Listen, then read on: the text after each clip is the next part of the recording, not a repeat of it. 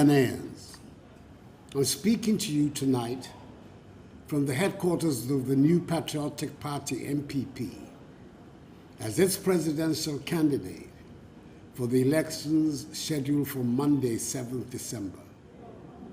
4 years ago, in 2016, the people of Ghana bestowed on me and the NPP the great honor of electing us to run the affairs of our beloved country. We had presented a clear plan to turn the fortunes of Ghana around, and the people of Ghana gave us a clear and unequivocal mandate with decisive victories in the presidential and parliamentary elections to do so. The abysmal state of affairs we met on assuming office demanded that we set to work immediately, and that is what we did. I'm proud to say that in 4 short years, we have delivered on the promises we made. Some of the achievements are headline-grabbing because our opponents were not only skeptical, but openly ridiculed us that we could not do them. We introduced the free SHS program in the very first year of our administration. And the first group have just graduated with excellent results, the best in many, many years, much to the dismay of the naysayers. It took courage and it took hard work. But above all, I believe we were able to do it because we believe in it. We heard the former president and current NDC presidential candidate tell the nation that if he had the extra 2 billion cedis we had budgeted for education, he would put it to better use and not use it to pay for free SHS. We accept the backhanded compliment he has given by now trying to claim credit for the introduction of the policy he had dismissed and campaigned against so vigorously. There have been numerous moving testimonies from lots of people across the length and breadth of the country, narrating how, but for the free SHS, they would not have been able to continue school. There are many parents today who wish such a policy had existed when they were growing up and have said it would have made a great difference to their lives. The free SHS is a policy that will transform our country. And we in the NPP are proud to have had the courage to introduce it. During this campaign, I've seen for myself the passion that women especially display about the free SHS. We owe it to them and the future generations that the policy becomes an integral part of Ghana's public policy. That will happen when the NPP presidential and parliamentary candidates are voted into office on Monday. I have seen the difference it makes when a government treats farmers with respect and spends resources and expertise on agriculture. We've seen the dramatic turnaround of our agricultural fortunes, and we must make sure that we win the election to build on the progressive policies that have brought smiles to the faces of farmers in the country as a consequence of the excellently executed program for planting for food and jobs, the foundation for the agricultural transformation of our country, which has seen cocoa farmers receive the highest producer prices in our history. Food is today abundant in our markets, and we are now able to export our surpluses to our neighbors. The One District, One Factory program is part of the anchor on which we're building the comprehensive industrialization program. And we must win the elections to ensure that it takes root, as do the other policies that are attracting global players like the Volkswagens, Nissans, Toyotas, and Sinotrucks into our nascent automobile industry.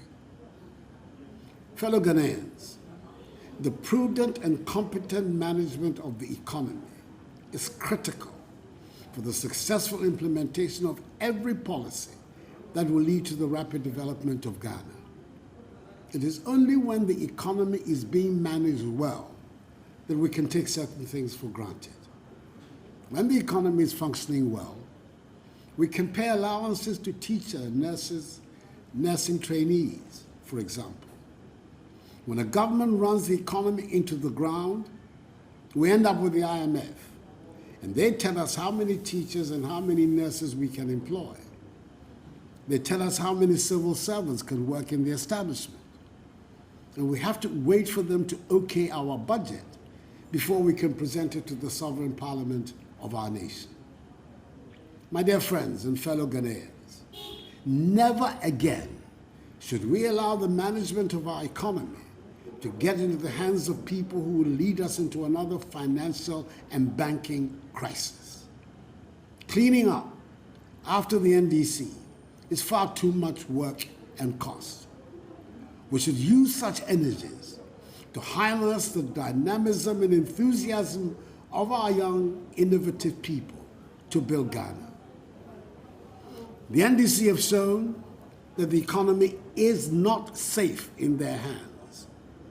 For 5 years, they kept us under doomsaw. We have ended doomsaw and put an end to the frustrations and havoc caused by doomsaw in our daily lives. Hairdressers, tailors, dressmakers, vulcanizers, and other small businesses are now able to get on with their lives in the certain knowledge that there's reliable supply of energy. Access to reliable, affordable power is the cornerstone of any modern economy. We ended doomsaw, cleared all inherited government debts to ECG, reduced electricity tariffs, and improved reliability. With 4 more years, we will expand electricity coverage to the entire population and bring power to all Ghanaians. While finance and power are vital, our road network is the true backbone of our economy. We declared 2020 the year of roads and are implementing a comprehensive strategy to improve the country's road network. From rural villages to small towns to district capitals, we're working to connect the entire country with roads that are well built and maintained. With 4 more years, we will complete connecting our people, our businesses, our farmers, and our markets. This past year brought unprecedented challenges. The global COVID-19 pandemic has shaken economies and public health systems the world over. Even some of the wealthiest and most developed countries have experienced devastating consequences. Over here in Ghana, we took swift action. Our first priority in fighting the pandemic has been and will continue to be the health and safety of our citizens. We pioneered life-saving innovations that the WHO has since sought to replicate elsewhere. Our success thus far is a testament to the tireless efforts of our public health managers, frontline health workers, hospital staff, contact tracers, and so many others who have dedicated themselves to the fight against this pandemic and to the grace of the Almighty. They have done their country a great service, and we thank them. But our work is not done, and we must remain alert. Secondly, we sought to protect our citizens from the economic effects of the pandemic. As part of our COVID-19 response, we made sure Ghanaians had access to electricity by offering it for free for 6 months to Lifeline customers, and at a 50% discount for 3 months to all other customers. We established the 2 billion CD guarantee facility to support job retention and set up the unemployment insurance scheme to provide temporary income support to workers who are laid off due to the pandemic. In addition, we have taken steps to resolve the problem of infrastructure deficit in the healthcare system once and for all.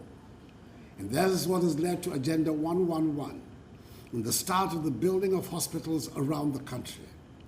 We're upgrading district hospitals where they exist, and establishing new ones where they don't. We're also investing in our next generation of Ghanaian doctors and nurses.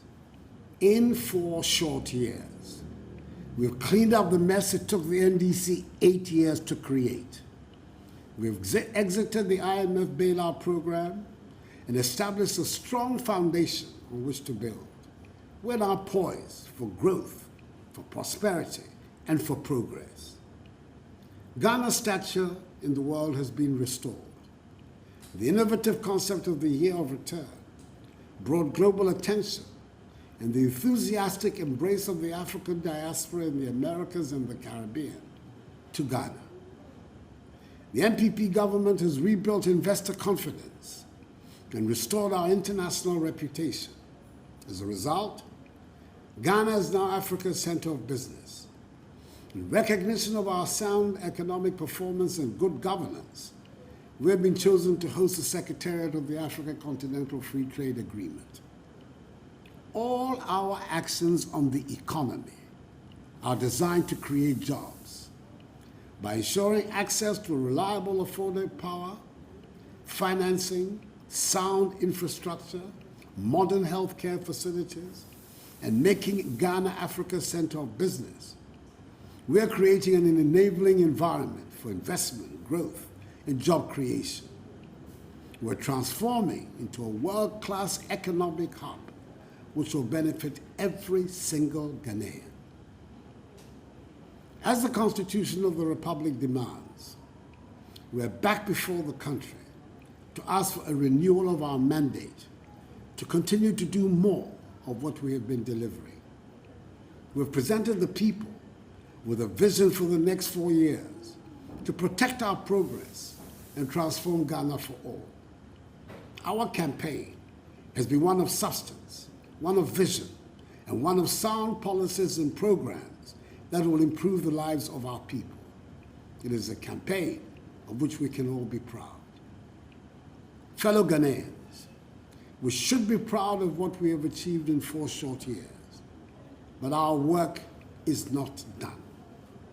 My promise to you now is that in our next term, we will continue to deliver policies and programs that will improve the lives of all Ghanaians for years to come.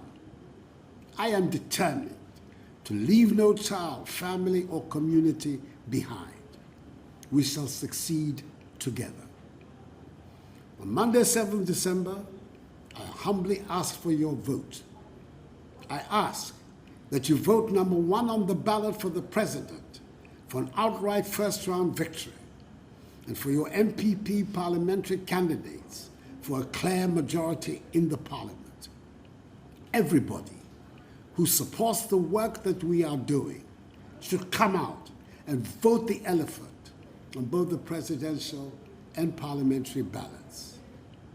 The new patriotic party has proven what competent, passionate leadership can do. Together, we will secure a decisive victory and a clear mandate for 4 more years to do more for you. The battle is still the Lord's. May God bless us and our homeland Ghana and make her great and strong. I thank you for your attention. Papa, can I be the president when I'm older? Well, of course, you can be whatever you set your mind to. But my laugh when I tell them I want to be the president. Come, let me tell you a true story you can tell your friends when they laugh at you. Once upon a time, there was a small boy who watched his father and uncles start the struggles that eventually led to Ghana's independence. And you know what the boy learned from the struggles? No. Perseverance.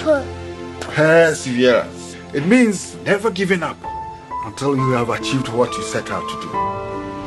So when the boy grew up, he became the Secretary General of the People's Movement for Freedom and Justice. And you know what he did? Because he believed in Ghana and democracy, he persevered until his movement brought down the military government in 1978. Really?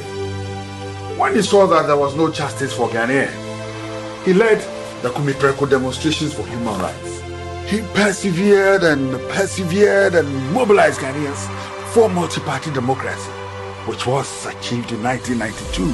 Wow. And then, in 2008, he stood for Ghana's presidency, promising free SHS and industrial transformation. Did he win? Is that how we got free SHS? No, he lost this election, but he won people's hearts. Did he persevere? Yes, but that is one quality people admire in him. So, he stood for the elections again in 2012, and again he promised free SHS and industrialization. And this time he won. No, they lied about him. They said he would burn down the country that he's fought all his life for. That doesn't sound like him at all. You are right. He lost a disputed election and took it to court. When he lost in court, he accepted it in peace. He may have lost the election, but he won more hearts. Oh, I hope he president. Of course he did. He ran again in 2016, and this time he won! And Akufo-Addo became the president of Ghana. Yay! And do you know why he became president? Because he Persevered! Grandpa, one day I'll be a president. Everything is possible.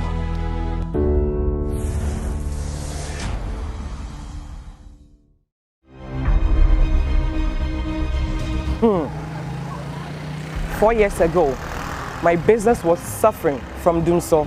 4 years ago, I have to borrow from our church treasurer to pay for curfew school fees. 4 years ago, I was a member of the Unemployed Graduate Association. 4 years ago, my taxi business was suffering due to bad roads. 4 years ago, corruption was a major problem in Ghana.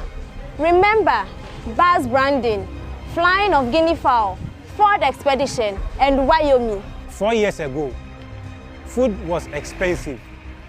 I was buying imported plantain from Abidjan. Now, no more than so. My business is picking up again, thanks to a strong economy. I have a job now, thanks to NAPCO, Unemployed Graduate Association. Away. The roads are getting better, and thanks to Maslov, I have a new taxi. But now, the passage of the Right to Information Bill and the setting up of the Office of the Special Prosecutor shows that this government is committed in fighting corruption. Now, food is abundant, but we are now even exporting to Burkina, thanks to planting for food and jobs. Now, I'm able to help Wife's container store small because of free SHS. Togbe, Nana, Akufo-Addo, and the MPP. Let's protect the progress we are making this December. Over the last 4 years, the NPP has been building the pillars for transforming Ghana for all.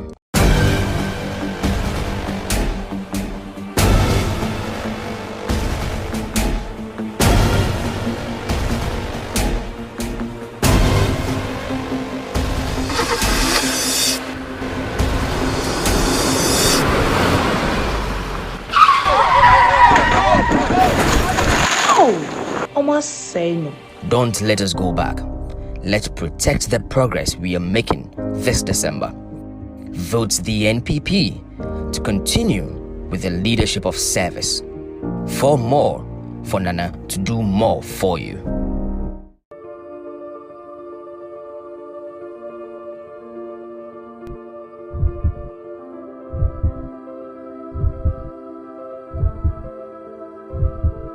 To be the enhanced powers of that person. I'm missing some pages here.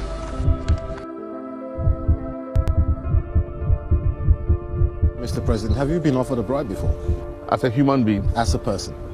Any human being in the world would have encountered, corruption in a way.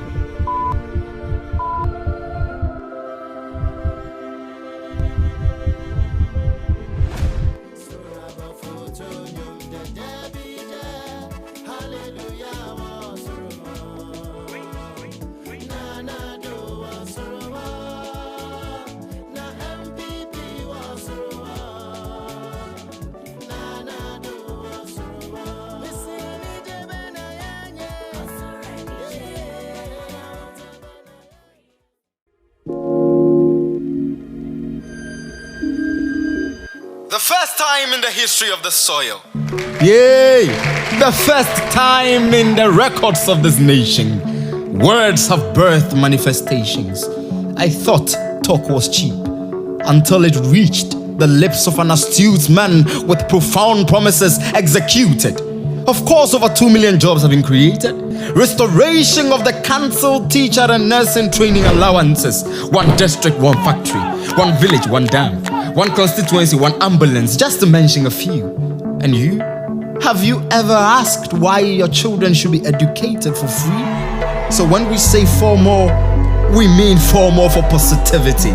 4 more for reduction of poverty.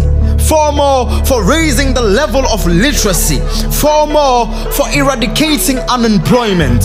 4 more for the new patriotic party. Hey, can you see beyond 4 more? It will be forevermore. 4 more for Nana is equivalent to forevermore for Nana. Nana is an ideology. Nana is a mindset. I think Nana. So I am Nana. Be a Nana. Nana is progress. Vote for Nana akufo-addo and the new patriotic party. Remember, vote number 1. Education to your sister. Nana, why you are there? Women, you never look at school. I'm a young, you never don't you be never open school free. Nana, me mouth for what? 20 years. Nana, just 20 years. Why you are there? Me about open school free. Nana, why you are there? Nana, me mouth free.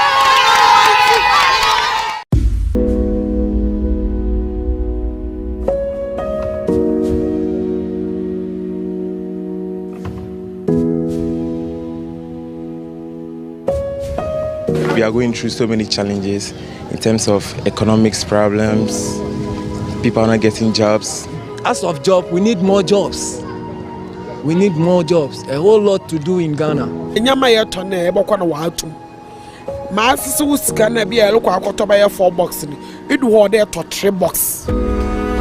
very hard. Very hard. Yeah, very hard. Because on in power.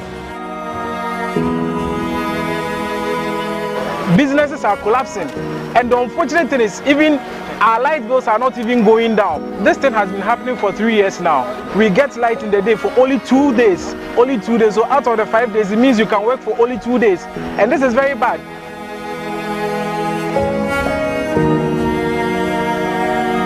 I asked him if he had ever been offered a bribe before. You mean as president? As John Mahama. As a human being? As a person. What are you going to do about this astonishing rate of inflation? You're hitting 15%. People are suffering in very tangible ways. We've seen scenes in Accra that we don't usually associate with Ghana at all. It is time for them to fix the problem. If they can't fix the problem, then they must give way to another government who to take over and run the affairs of our country. The only way we can guarantee the future of Ghana is to remove John Dramani Mahama from power and bring in the NPP to rebuild our country. With the background of hopelessness and dejection that had enveloped the entire country, we fashioned a manifesto to change the situation. And so that's how our manifesto was titled Change, an Agenda for Jobs. That I will preserve, protect, and defend the Constitution of the Republic of Ghana. So help me God. For many Ghanaians, this victory in 2016 came with a renewed hope. The new patriotic party had also won majority in parliament. It will not be easy. We have no illusions whatsoever.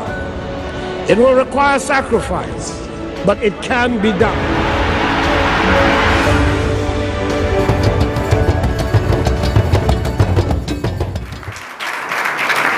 But after victory came reality. And with a record time, the new president formed and announced key members of his government. They are the men and women who will drive his vision, making it clear to them that there was no time to waste.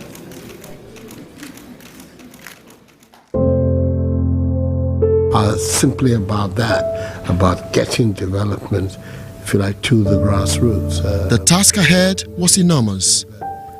His first major task was to ensure that power was stable in the country in order to get small businesses and industries that had collapsed under the Mahama administration back to work. To do this, we needed to find the money, because one of the major causes of doomsday was lack of money to buy fuel for the operation of our plants. Nigeria had refused to give us gas as a result of huge debts. And the president negotiated with Nigeria, and Nigeria agreed to restore gas supply to Ghana. I had to buy generators, and it was not easy at all at the time. We are so happy that today you get up, there is electricity, there is power to do everything. It takes a leader that has the confidence of his peers, to be able to broker such arrangements that we got within the short period. After years of doomsday, the lights were finally back for good.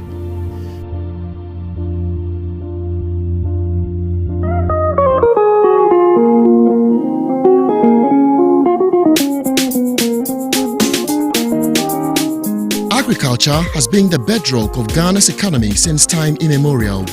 The launch of the Planting for Food and Jobs initiative in April 2017, 4 months in office by the president, encouraged Ghanaians to take farming more seriously than in recent past. Through this program, agriculture is once again a respectable and profitable venture that is creating jobs. The direct benefits are two. First of all, his income doubles, trebles, because those who are harvesting 3-4 bags eking out from an acre of land can now do 10, 15, 20, 40 bags. I've seen it in Tumu area, where just by using improved seed and fertilizer, their yields just go using the same sweat. This I harvest factory. Yeah, be here, I'm for school. Yeah, be here, yeah, mammy, yeah, be here, until you good. Yeah, it's more to them into behind it. You have to go up to the rural areas to see the kind of prosperity this engagement is bringing to them. It's making them very, very comfortable. The poverty is being tackled head on.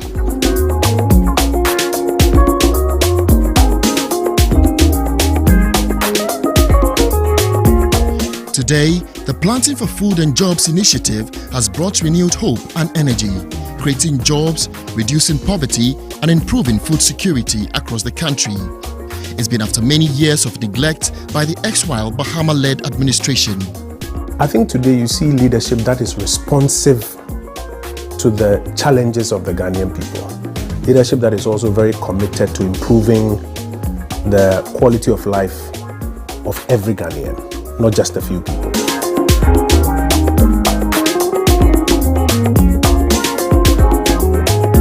The first term of President Akufo-Addo's leadership has not even ended, yet so much has been achieved.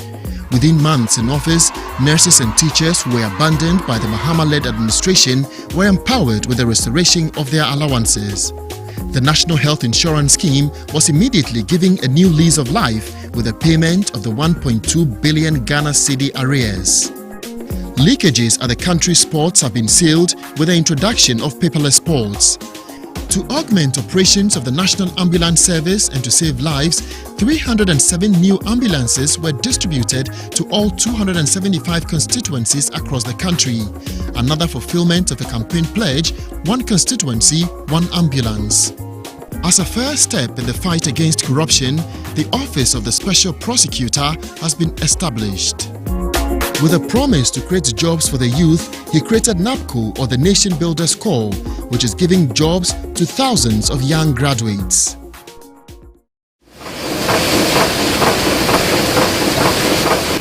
Industrialization was another major aspect of the president's grand plan to transform Ghana. The one district, one factory policy was born out of the need to diversify the economy and create jobs for the Ghanaian people. So far, 232 companies and projects have been established and are at various stages of implementation. They are spread throughout the country in different districts, in different regions, from the north to the south, from the east to the west. Everything here has been thought of, designed, built, and is now being run by Ghanaians. What we see here are very young people. We picked some from the university, some from industry, some from the streets. We are testimony to this fact that the idea that Nana Addo initiated and is championing is actually bringing a transformation in the lives of people. Just an idea from an individual can just change a life like that. But it goes beyond that, because it is also capturing new enterprises, at the same time capturing existing enterprises that were completely demobilized and almost dead, which have been resurrected.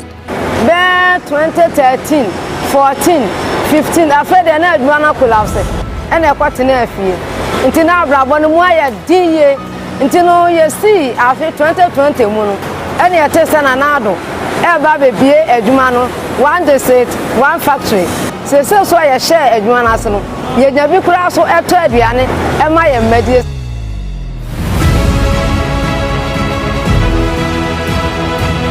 The One District, One Factory initiative is an economic landmark, empowering the private sector to grow. Several factories are up and running since its launch in August 2018.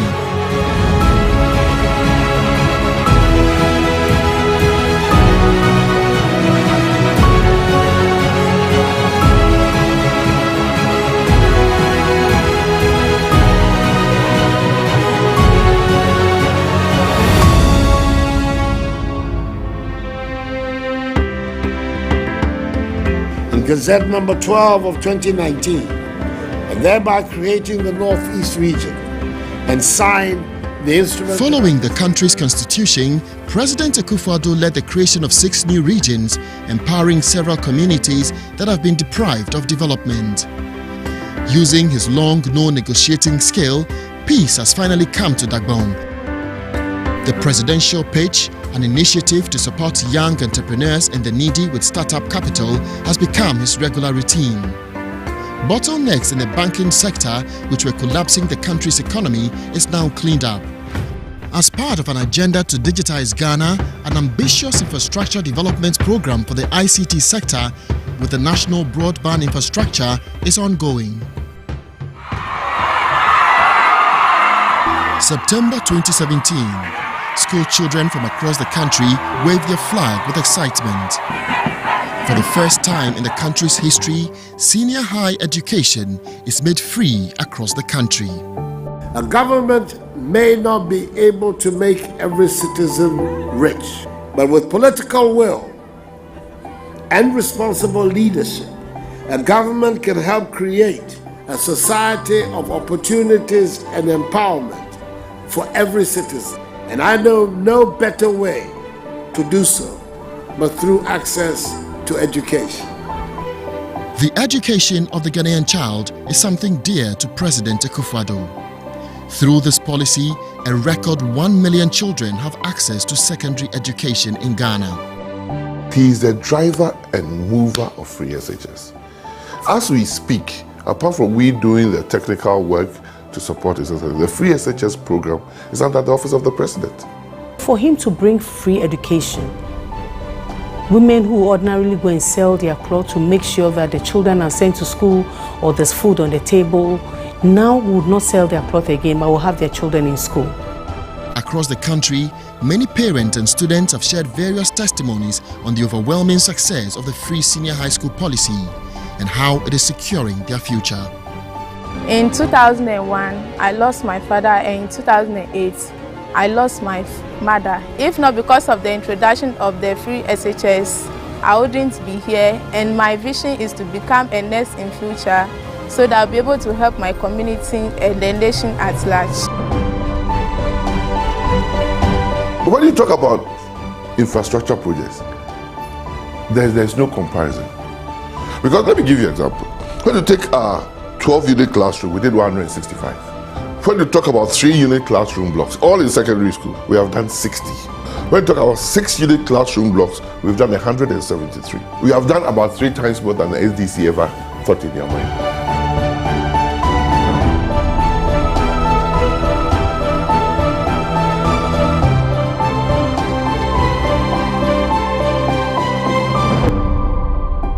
By 2016, most of the country's road networks were in terrible condition. Everywhere the new president went, the plea of the people was for him to rescue the sector. I'm happy I came here today to see this for myself. I think, Mr. Engineer, there's a lot more work that needs to be done for us to be able to find a satisfactory way out for the future.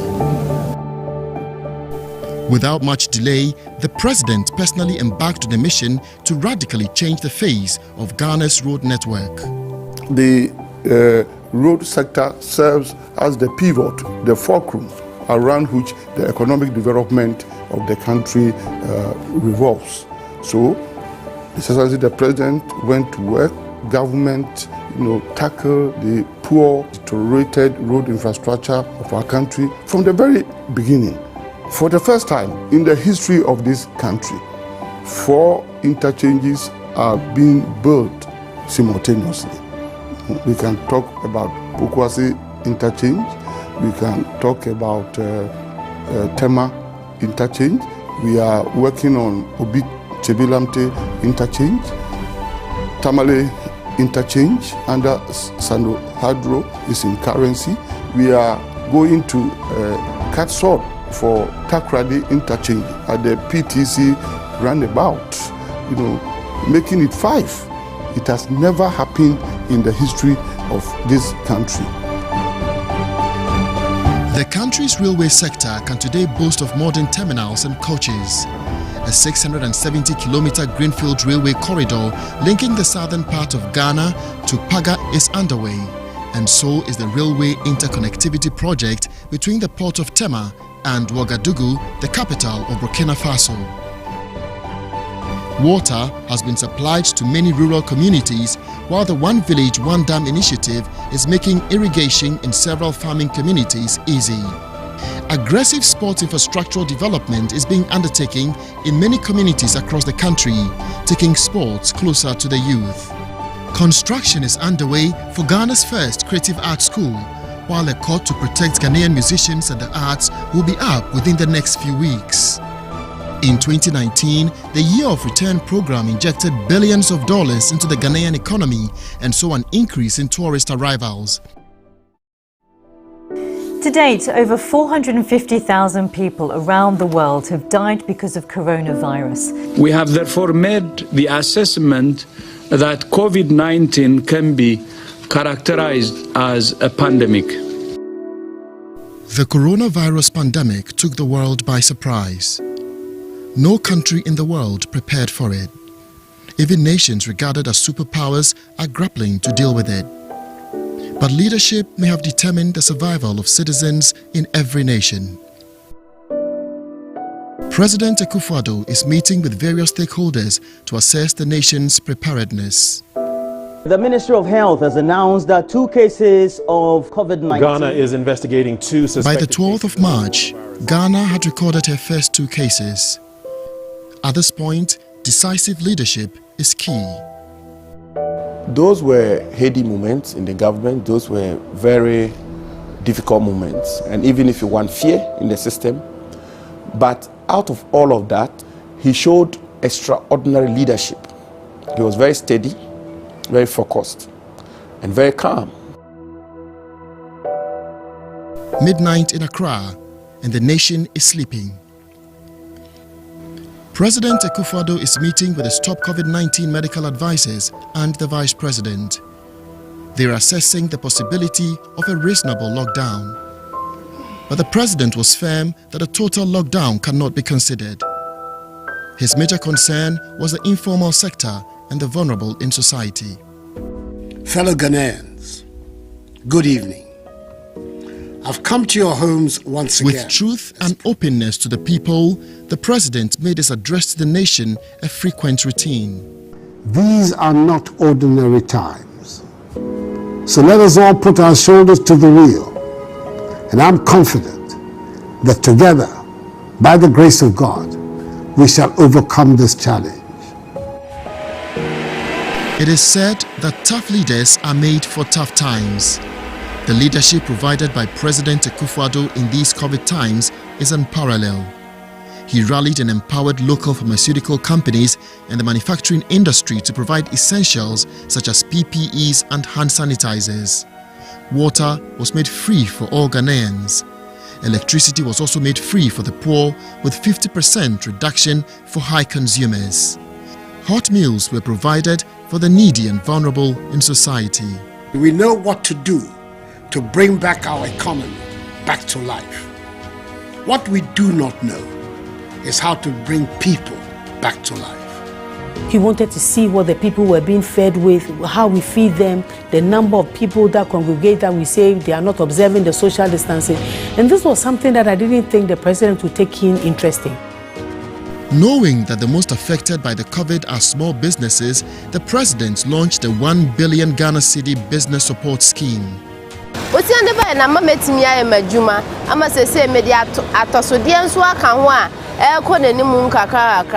To date, 120,000 beneficiaries, micro, small and medium enterprises have benefited from this fund. 60% of these beneficiaries are women. From this crisis comes a lesson. President Akufo-Addo recognizes that Ghana has to make significant investment in the public health system and has immediately begun construction of 88 new district hospitals, all to be completed within a year.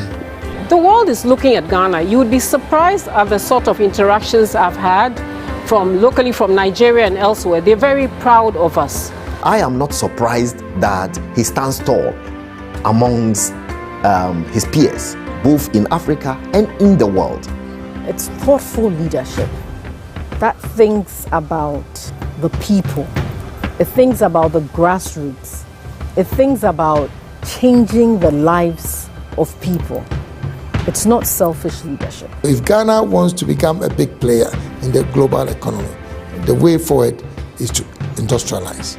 President Nana Akufo-Addo is doing exactly that. Continuity is in the interest of Ghana. Continuity is in the interest of the economy of Ghana. Continuity is in the interest of the youth of Ghana. Because with continuity, we can consolidate the gains and protect the gains that we've made and ensure that we unleash the full potential of the Ghanaian people and the Ghanaian youth.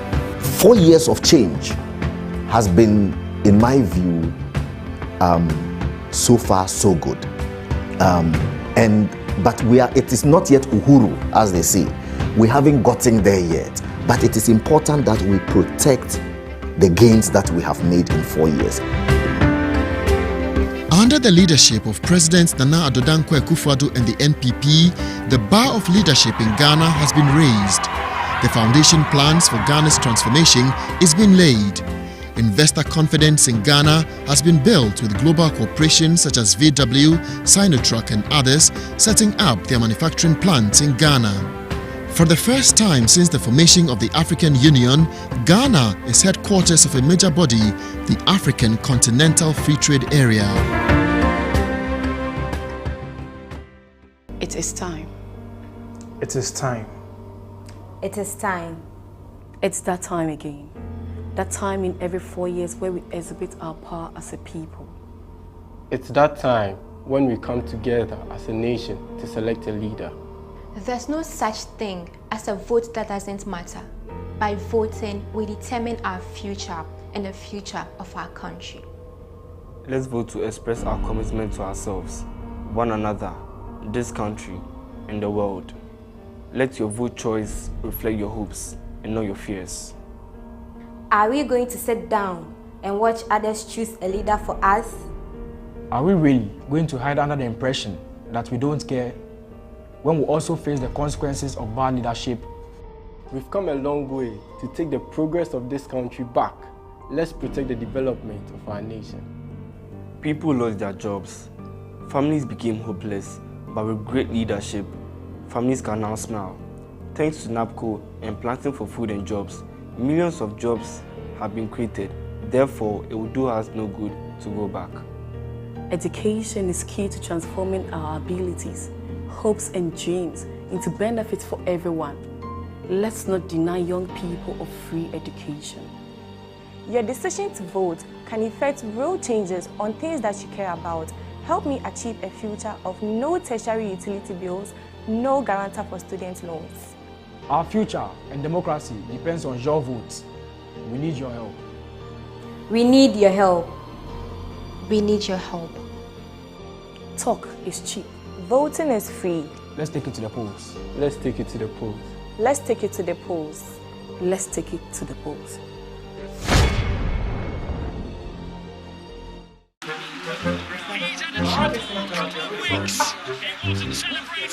Give them. Look at Ridey them go out. Ridey, but if Basa will tear. What? You know about go tear. But you not fit. Do TV no.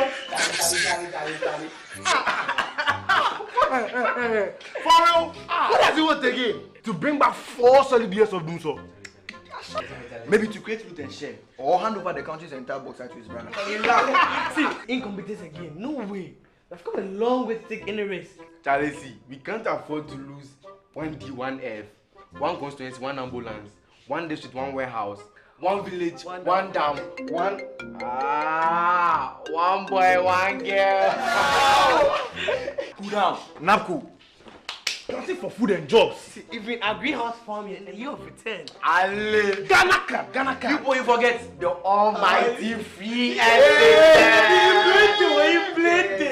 plenty.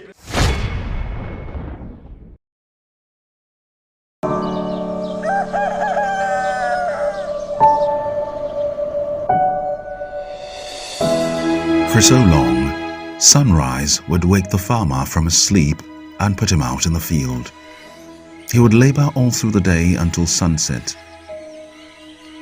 He would work in the scorching sun day in, day out, and in the whipping rain season after season without a break. The fisherfolk had their bitter share of the struggle. The livestock farmers had it too. But because of thoughtful farmer support programs, like the dams in the villages, warehouses in the districts, the farm mechanization systems, and the fish landing sites, now the farmers can avoid the scorching sun, the whipping rain, and prolonged labor altogether. They work just enough and make what is required to keep their families happy. Like this family, there are over 3 million other farming families who desperately depend on these thoughtful government policies to get by. Never for once think your one vote does not make a difference. It makes a difference in the lives of 3 million farmers. So come December 7, what are you going to do?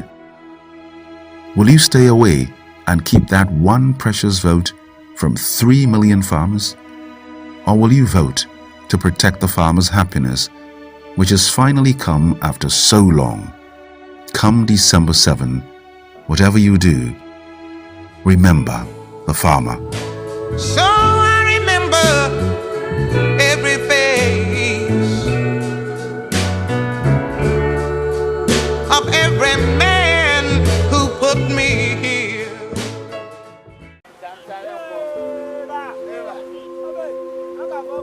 Dear Your Excellency John Dramani Mahama, good evening, sir. My name is Shadrach Ishen and I come from Kujukrum in the Western region. Sir, in my young life of 15 years, I have tasted hopelessness, seen the benefit of health insurance and the pain of health insurance being taken away. I have also seen the promise of free education and now I live in fear of free education being cancelled. I come from a family of 8 siblings. In my home, we had to toss a coin to ascertain who went to school because my parents could only pay for one child. Today, all my siblings and peers from my village are in senior high school. I never dreamt that I, the son of a taxi driver from Kujukrum, will attend Accra Academy. My friend from the village whose father is a shoemaker is now in Presec. Yes, Presec in Legon, Accra.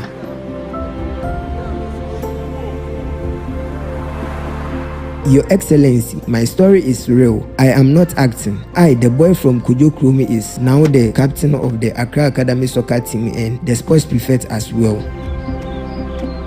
Again, my name is Shadrach Ishen. You can cross-check.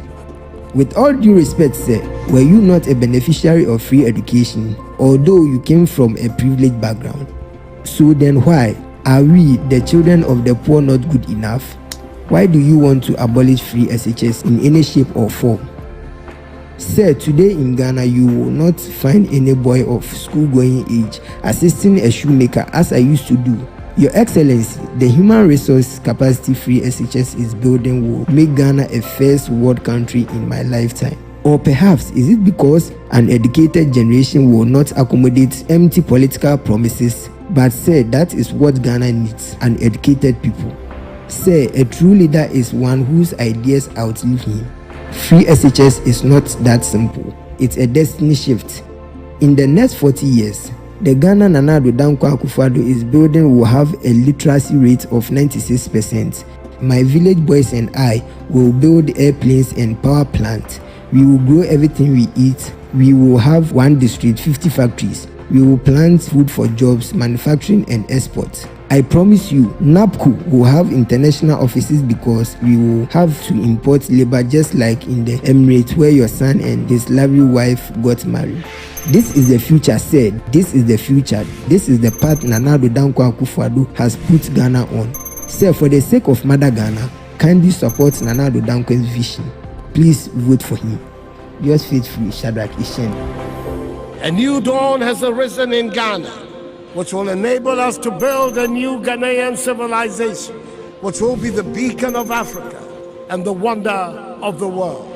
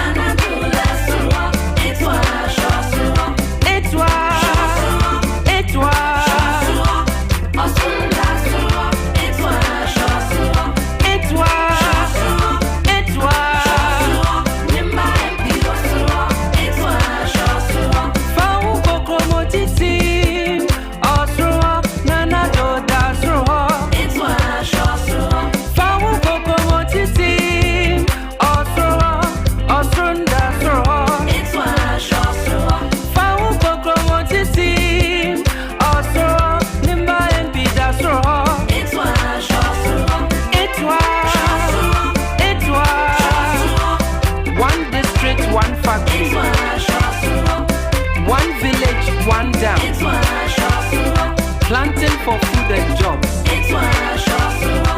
Free SHS.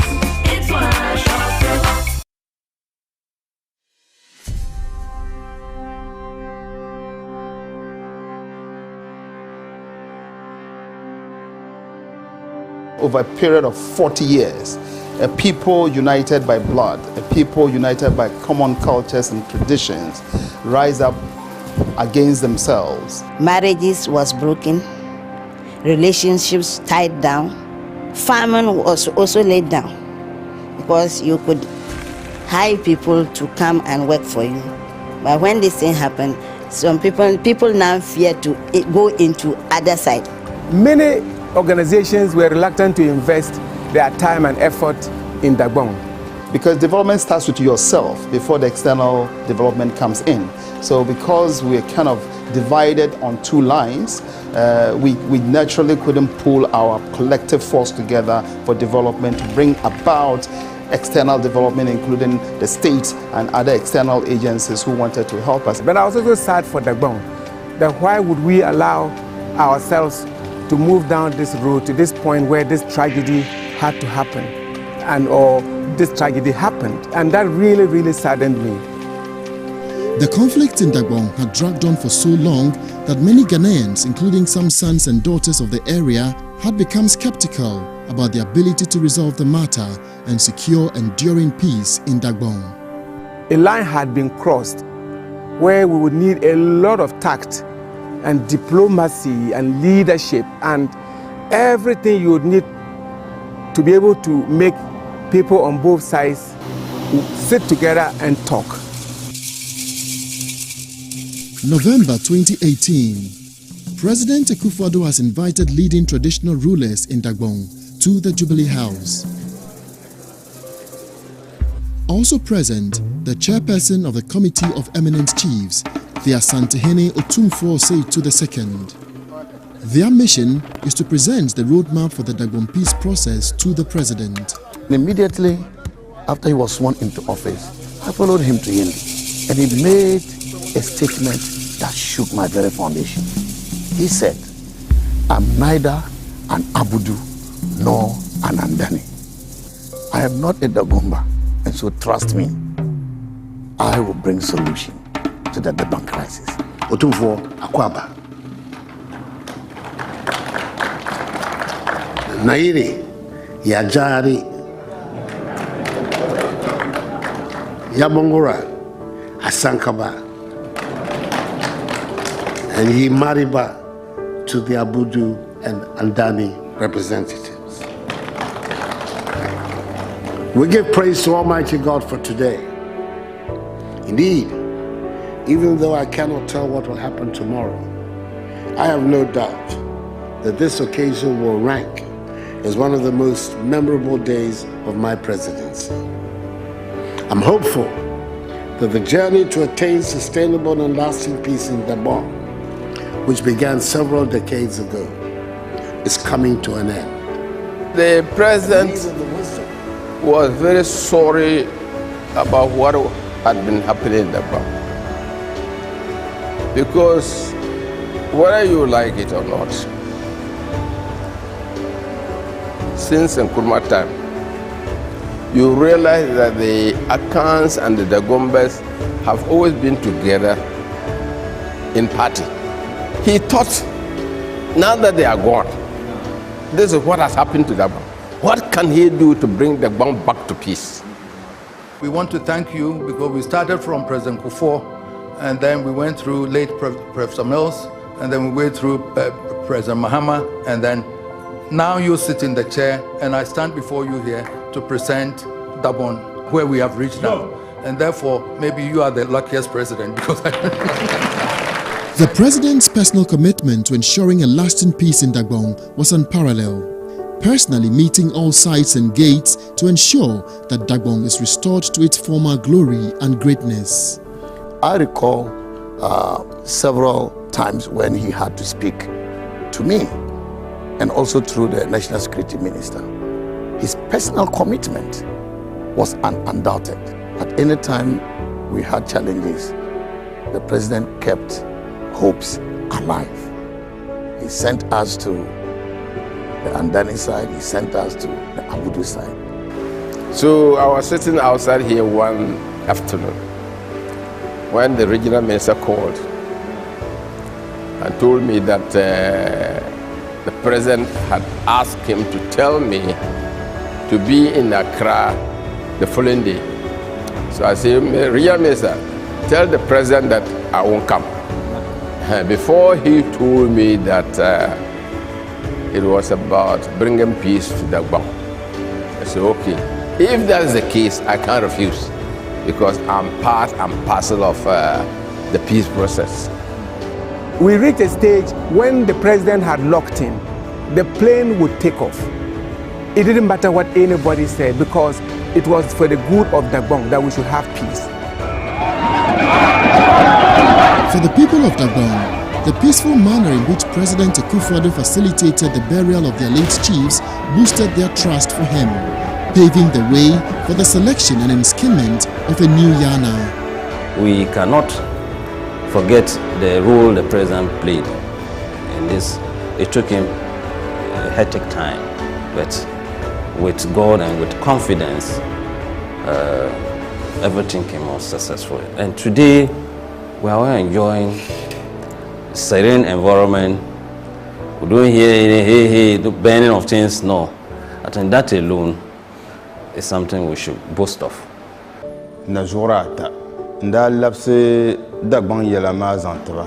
Thank God, he demonstrated his commitment to the processes of the committee, and finally we're able to come this far. The committee resolved the Dagbon crisis, and today Dagbon is enjoying peace, and we are very grateful.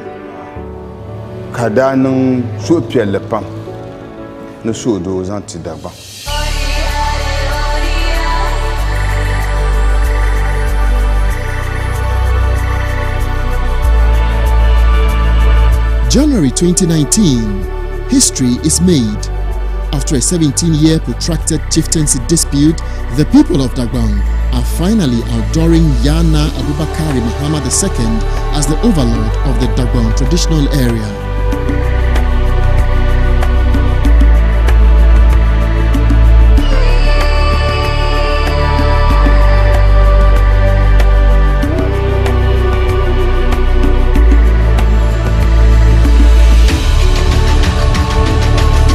For me, as President of the Republic, I feel a sense of excitement because it is under my tenure of office that Dagbon, hopefully, finally, finds the path to lasting peace.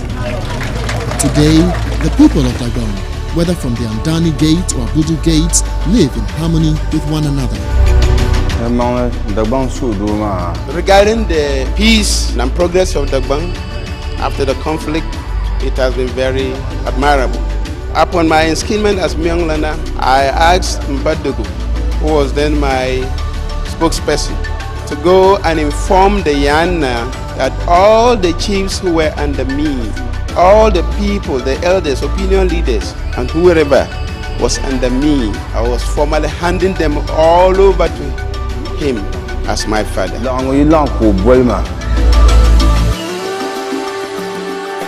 And peace comes with development. Today, for the first time, northern Ghana is receiving its first interchange in Tamale. Massive road construction are ongoing, and Yendi is once again a bustling town. Indeed, after the resolution of the Dagbon crisis, there's been so much benefit, I cannot enumerate all. The flyover, Tamale, that is the dividends of the peace that we are enjoying. Because these contractors wouldn't have been able to come if Tamale was on fire.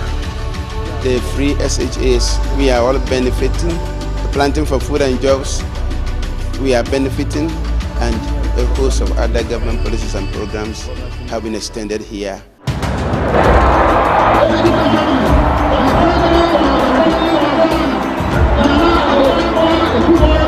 President Akufo-Addo's commitment to seeing northern Ghana prosper was amplified with his decision to move the nation's 62nd independence anniversary commemoration from the Black Star Square in Accra to Tamale, the very first time in Ghana's history.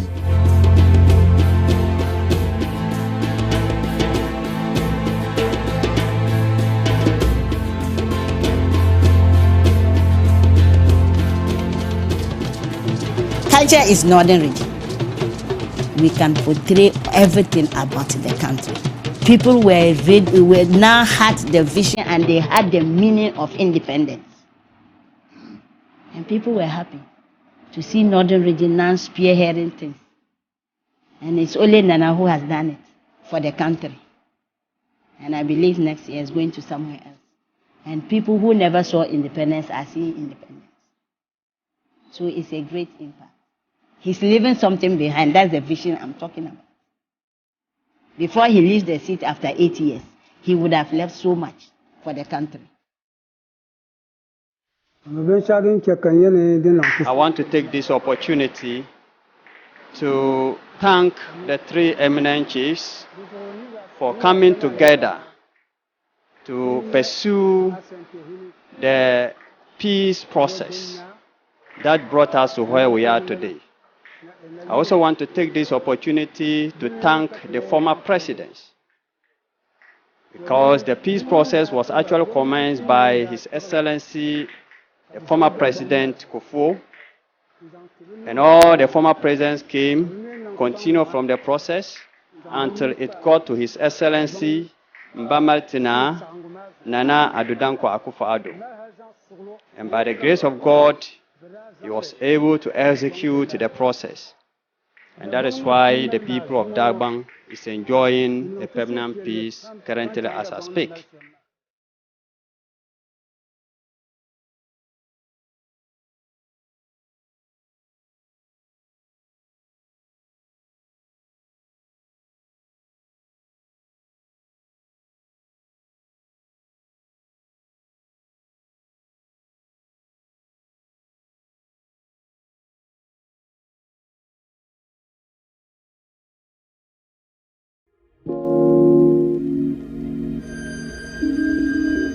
The first time in the history of the soil.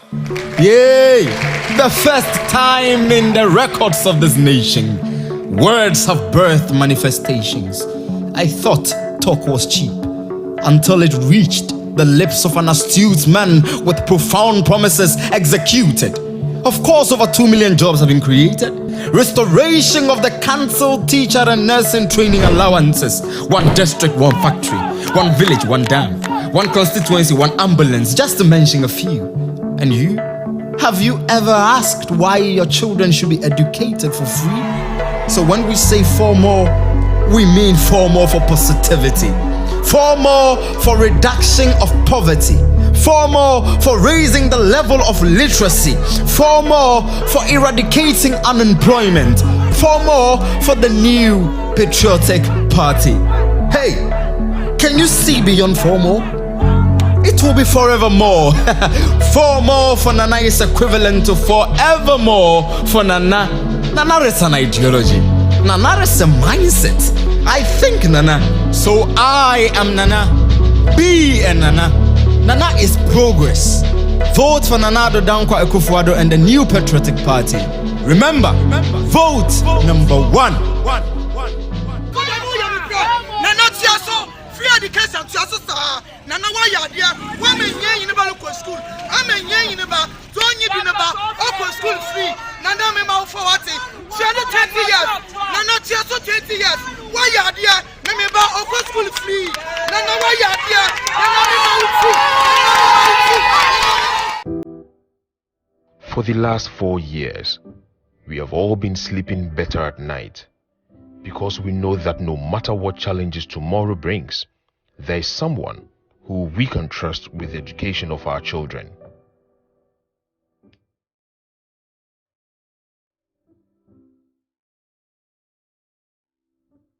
Someone we can trust to make sure we will still have jobs to go to in the morning. Because we know that no matter what challenges tomorrow brings, there is someone in charge who we can trust. Someone we can trust to protect us from COVID-19 and bring us to safety. One person who stays up to make sure we all can sleep tight. On December 7th, you have the power to give 4 more for Nana to do more for you.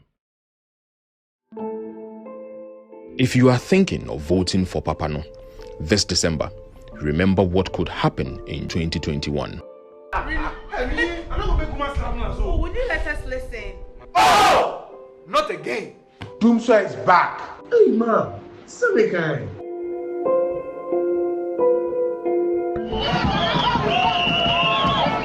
Our healthcare system will collapse. We shouldn't make a mistake voting for the NDC.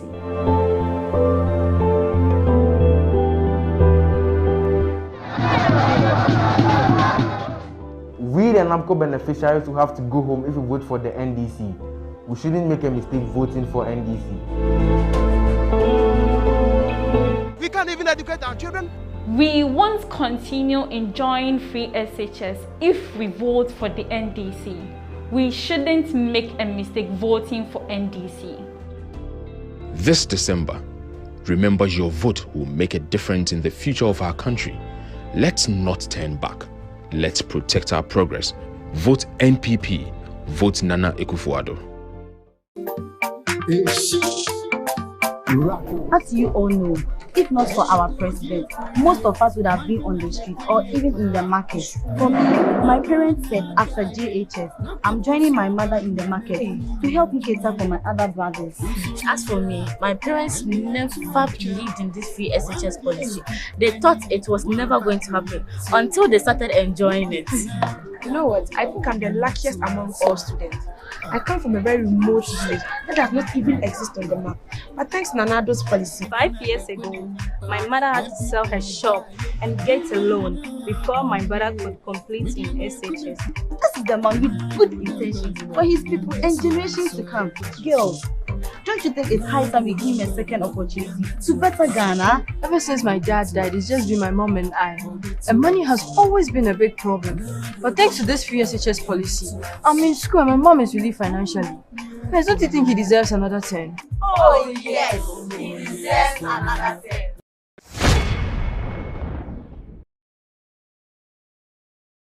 10. Since 2017, a new dawn is breaking in Ghana. The NPP is building the foundations for growth and transformation. We are curbing unemployment with new and decent jobs. Thanks to Nana, I've got a new job through NAPCO. That is why I'm voting for him as the MPP. The promise of free SHS is now a reality. Through education, I have a brighter future. That's why I'm voting for Nana and the MPP. The future of our country is in the hands of a competent leader, a man you can trust. I trust Nana. This December, let's protect our progress. Let's give Nana 4 more to do more for you.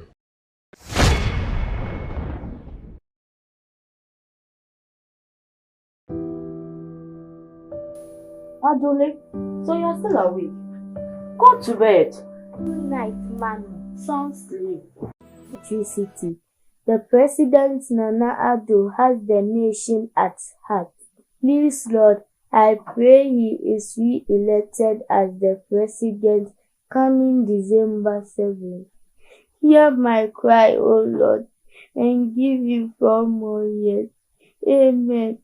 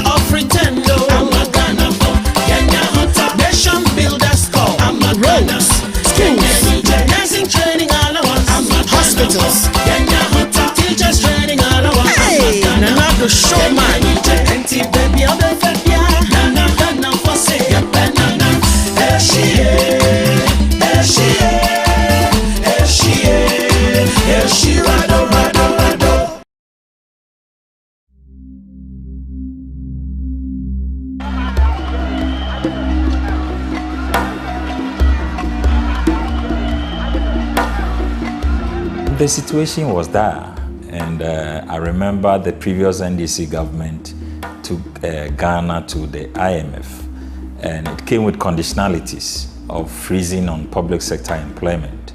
And then at the same time, the country was suffering from doomsday, and so it led to collapse of several businesses, especially in the private sector. It got to a time that a lot of these young men and women had lost hope totally of the value of the sort of value that their qualifications had for them, and they had to congregate around an idea. I'm sure a lot of people remember this, Unemployed Graduates Association of Ghana, and a lot of them, I'm sure that there were scenes in parts of the country where graduates had to do certain jobs that obviously, did not involve any sort of specialism that they had from these tertiary institutions. There were graduates who had finished their national service and stayed home for 4 years, for 5 years, nurses and teachers who had stayed home for 6 years, some had even stayed home for 10 years without opportunity of being posted into any public sector employment. This was how bad and how difficult it was for young people. In fact, if you check the World Bank data at the time on youth unemployment, the figures were double digits, and it was very, very high among young people in the country. I remember in a particular instance, one of the demonstrations that got very loud, the then president suggesting that, listen, jobs don't come that easily, and he wasn't a magician. It could only take a magician to solve the unemployment problem that this graduate faced. As soon as His Excellency Nana Akufo-Addo took over office, he started to take steps to reassure young people of this country that he was going to give them opportunity to work. And I remember NAPCO was one of the initiatives His Excellency outlined.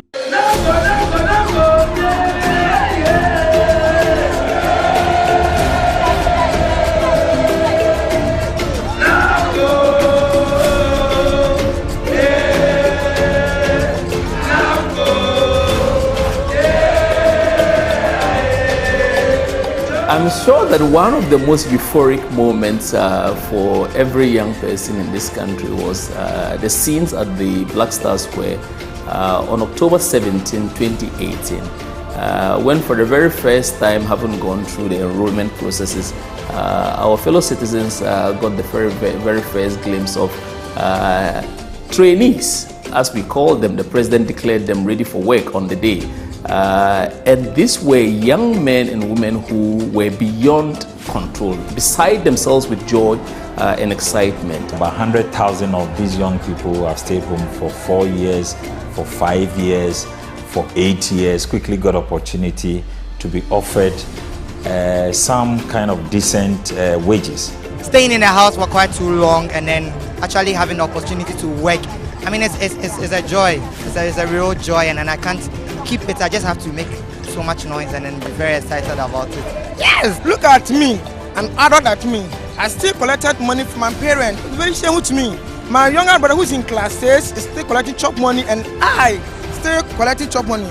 So you thank the president for even taking part of this issue. NAPCO is a very great initiative that President Akufo-Addo brought it on board, and we are all happy to embrace it. I begin with words from Holy Scripture in Psalm 118, verse 24, and I quote, "This is the day the Lord has made. We will rejoice and be glad in it."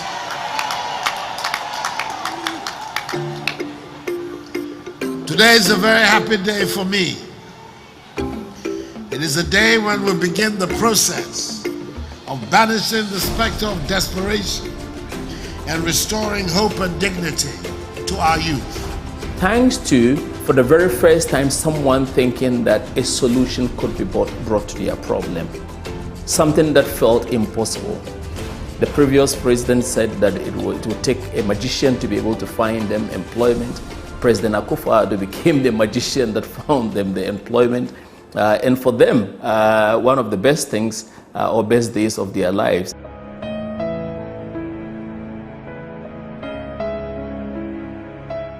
My name is Fafa Afia Samani. I finished University of Cape Coast in 2015 with a bachelor's degree in film studies. When I finished University of Cape Coast in 2015, I wasn't able to secure a permanent job and my mom got very sick. I wasn't having enough money to support her, so I needed to go down to Kwando. The medical bills and everything was becoming a problem on me. And at the same time too, my younger brother too needed to go to school.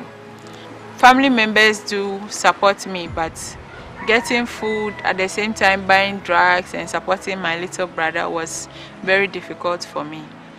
To tell you the truth, as a lady getting to 30 years at that time and with no job, it was It was very difficult for me because she was diabetic. She was amputated.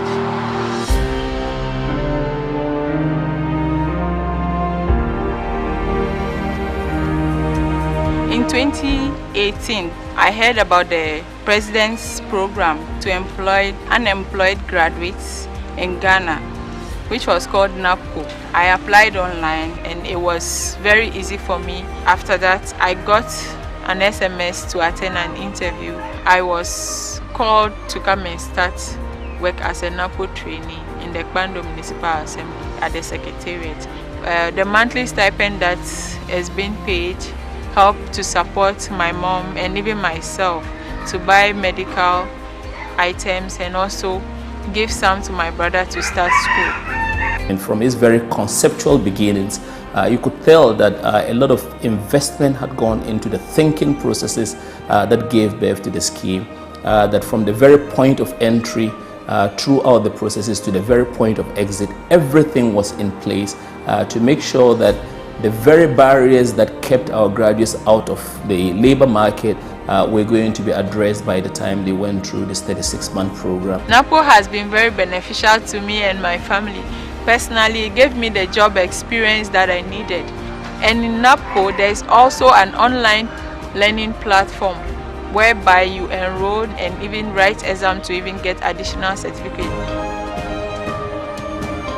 Dagbon na akufo-addo ela be ya eko NAPCO kofe e o pede hunye e o pede nye family chem e atamede akpenelo. Today, thanks to the Builders Corps, you have a lot of confident young men and women who wake up every day, over 100,000 of them, with an opportunity to go to a workplace, with an opportunity to earn an income, with an opportunity to be able to develop their skills better, with an opportunity to be able to make a meaningful contribution to nation building in areas such as education, in the health industry, in the digitization processes, in the mobilization efforts towards revenue in our country. If you look at the support that is going, as of current data, the Nation Builders Corps services over 3,000 institutions, both public and private. My name is Mabel Krantma Enim. I completed University of Education, Winneba, in 2014.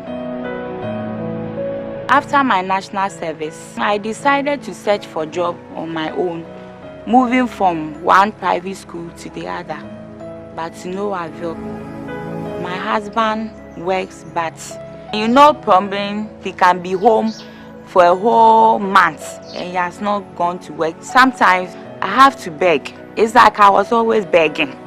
Sometimes the response I get is even hurting. To worsen the problem, when I got pregnant in 2015, going to the hospital, the food I want to eat as a pregnant woman, I was not getting all those privileges. It even affected my child. When I gave birth to him, he got sick severely.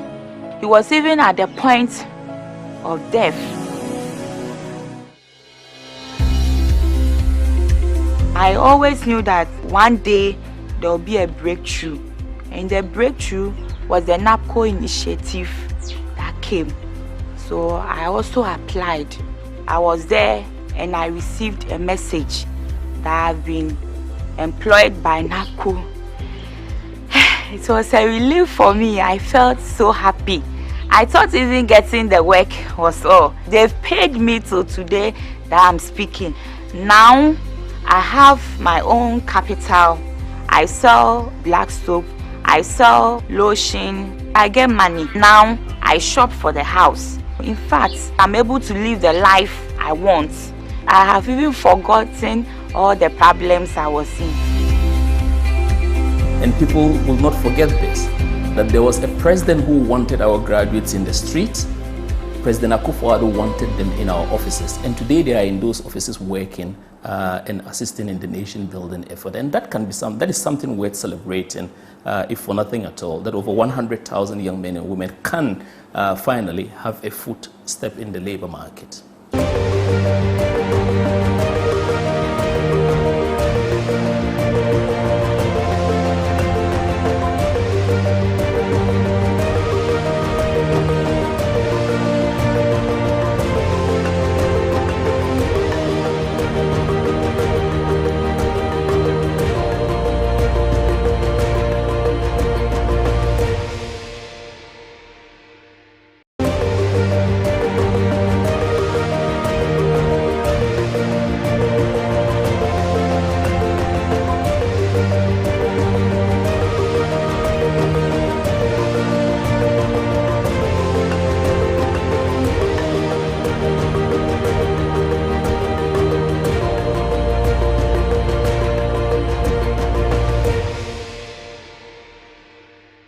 as soon as almost 100,000 jobs in the private sector through just the NEIP program alone. My name is Moses Amwakon. I'm the CEO of Amomo's Bricks and Tiles Works and Construction. We produce bricks and brick cladding, block walls. Not for all that, we use bricks to do ovens, incinerators, and for building as well. I heard about NEP to support new entrepreneurs, so we applied. After applying, we had some amount to help our business. At first, we didn't have water. The funding that they gave us has helped us to have our own water here, and we've been able to be producing the bricks with our own water. At first, we were buying 60 cedis per barrel every day. Because of the support from NEP, we have been able to save 60 cedis every day. So that has helped us to employ 3 more workers.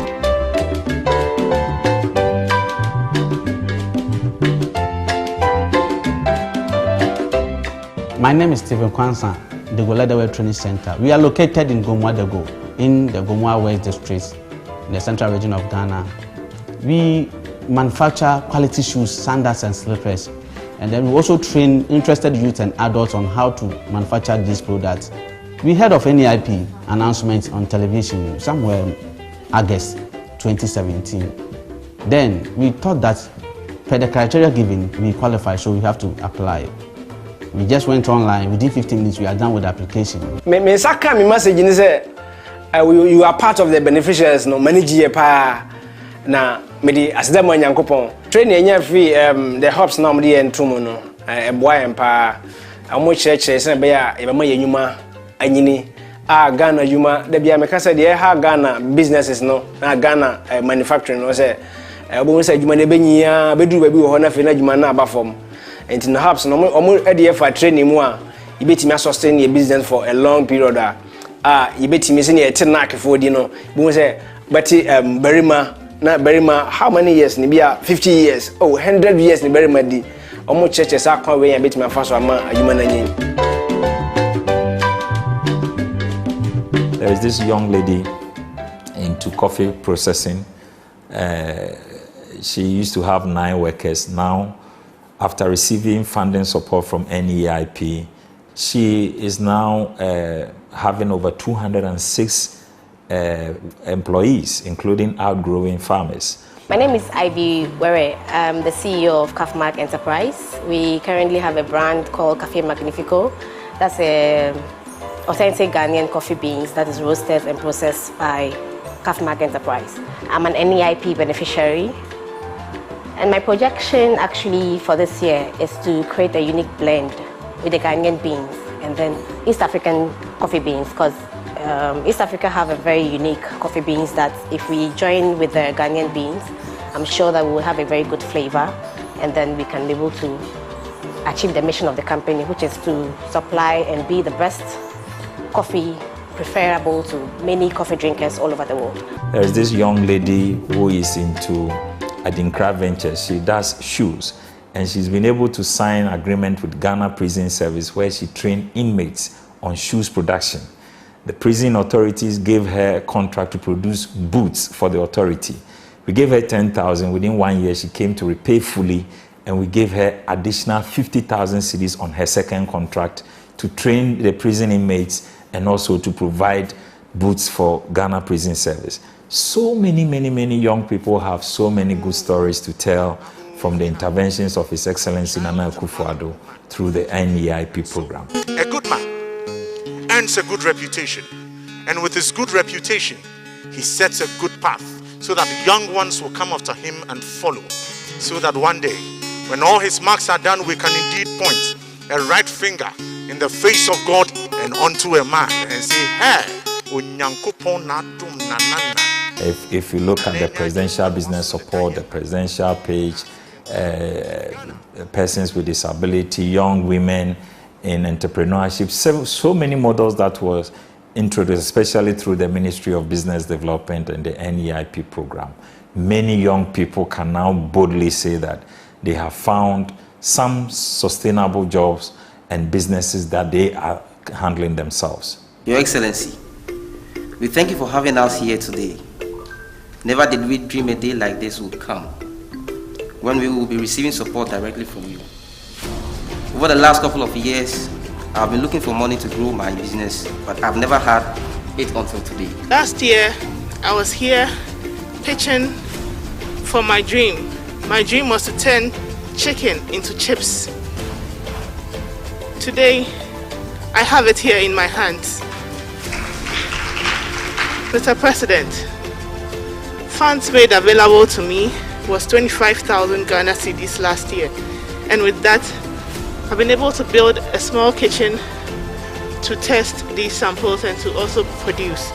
Day mijina ha na me de aseda emenya nkopon a waka ye papa de ne mpanimfo akoma na wo madwene yan ya yedi dem nso ye ho fi semre bi etwam no na yenya ne sei na senne waka ya hye ne yam yenya president aye haw ye ne haw yesu ye ne sun ye koda na ye ne koda na de ye kan ne se papa wone wo mpanimfo ye da mase na meda asenso a na meda yen president ase se wanya adwempa ewo ensanodwumanfo ho wanya adwempa ewo se opese o ma businesses enyini wo Ghana esanse me se da bia me ka se o ma we se manufacturing enyini wo Ghana ye bebre na waso mu sie no ye bompa ye se ne se Nyankopon se o ma na hoden na o ma na nyansa ni nimdi a obetimi amasa initiatives say atiti no atimi akoso. So when you hear people talk about NABCO being President Akufo-Addo's baby, it's the sort of vision that gave birth to the scheme. And what the vision means is this: if you're a president such as President Akufo-Addo, dreaming of building a transformed nation for us, I mean, the young men and women of this country will live to see that transformed nation. And his vision has always been one of making sure that we prepare the same young men and women to be able to exploit the opportunities of that transformed nation. So when we do get there, they are not struggling in the very way that we have had problems. We have found a magician who can create jobs for the Ghanaian youth. The magician is Nana Addo Dankwa Akufo-Addo. In fact, immediately he brought 100,000 jobs to 100,000 Ghanaians who have stayed home for 5 years, for 8 years, for 10 years through NABCO. He has brought us NEIP, which is helping tens of thousands of young people and funding their projects for them. So we have found a magician in President Akufo-Addo, and we are not prepared to look back to doomsday promises.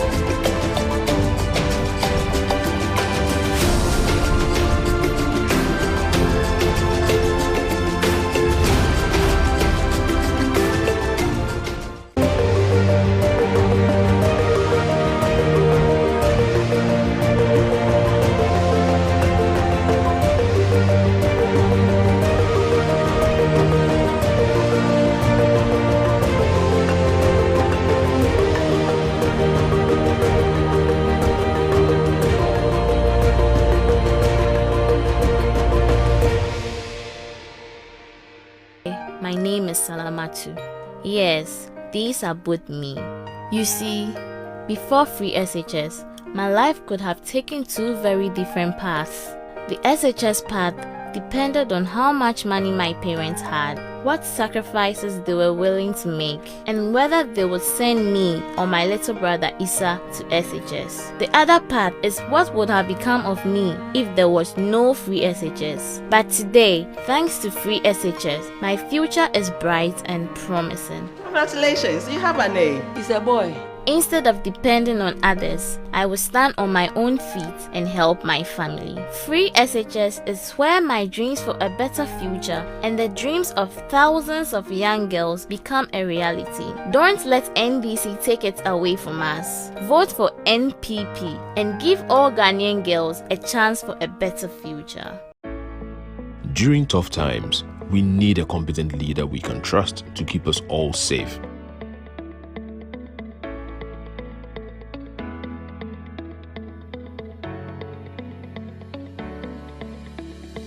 Nana gave me free water when I needed it most to keep me clean and safe from COVID-19. Nana gave me lower cost of internet during COVID-19 to operate my small business from home.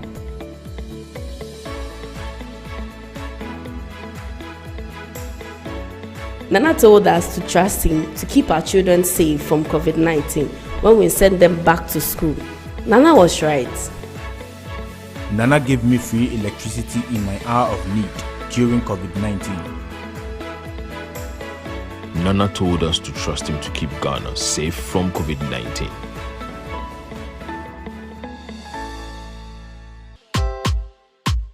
I can tell you, me, I be number one. You are the boss the game inside. You fit me. You the boss.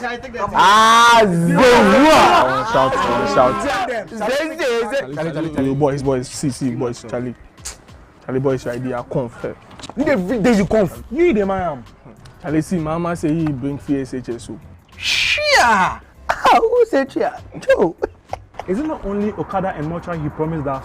This man has nothing to give us. So where from the free SHS? What again do you want to hear to be convinced? Charlie, right there, I don't know who can implement the best policies for the youth. Cool down. But don't you know Nana has implemented 1D1F? Planting for food and jobs. Don't forget, Nana has promised us student loans without any guarantor. You bab! See, boys, right here, I'm for number one. The wise back! Watch out. Yes. Whether rain or shine, nothing, see, not even my baby girl can stop me. But like, relax. Come December 7th. Let's all, when I say all, when I say we, the youth of Ghana, go out in our numbers and vote for number one on the ballot paper to protect the policies Nana is implementing for the youth. You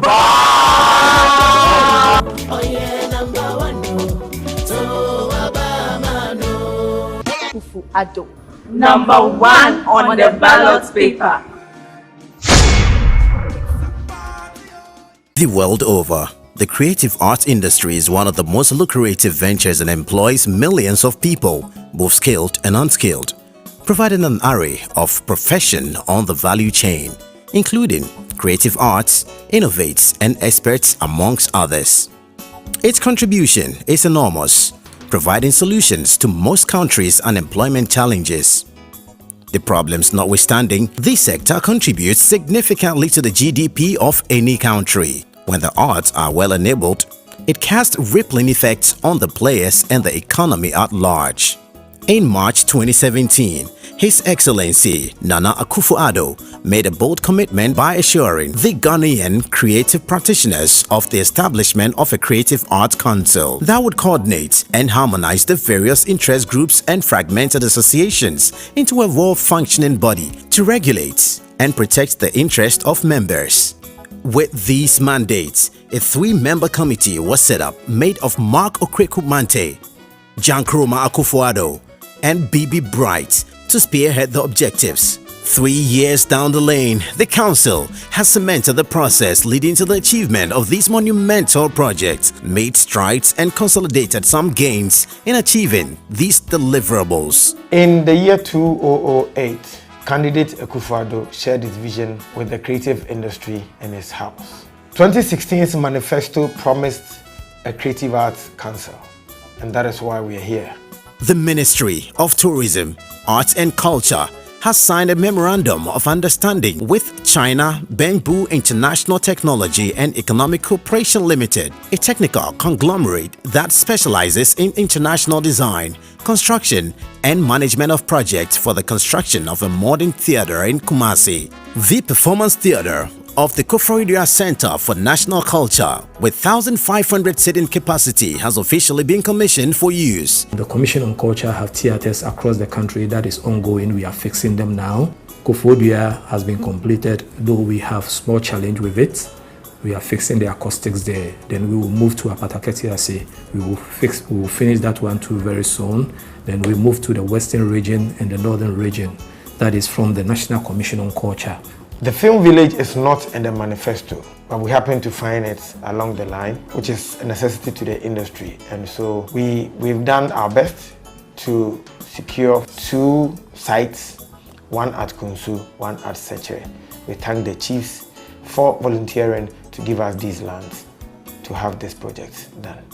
We've also approached AMA, and they've given us a space in their ultra-modern office building. And we have a Snap Cinema ongoing there. Snap Cinema, if you have experienced it, is one of the best experience when it comes to film screening in the country. The President of the Republic of Ghana, Nana Akufo-Addo, directed the Minister of Tourism, Arts and Culture, with support from the Ghana Tourism Authority, to organize a routine masterclass for our players to educate, refresh and reorient our knowledge in the fast-changing dynamic industry of ours, in order to position our creative industry as a preferred destination for any investor. Be part of the advice for the collection of royalties. And then when it comes to distribution, you know that because you have the work, you are going to be part of the distribution. The actor's most effective tool is observation. And of course, you read.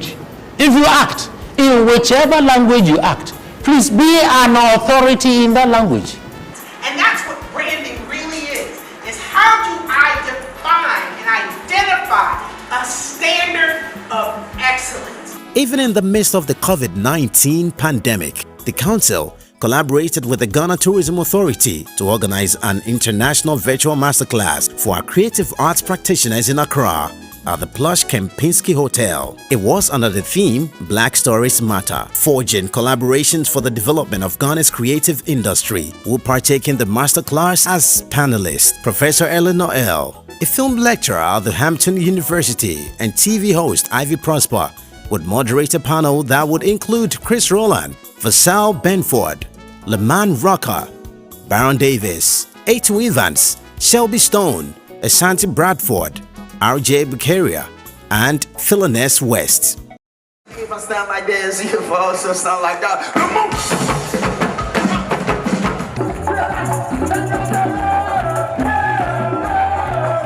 The Council, with support from the Ministry of Tourism and the Ghana Embassy in Madrid, brought to Ghana for the first time the Vis-a-Vis concert.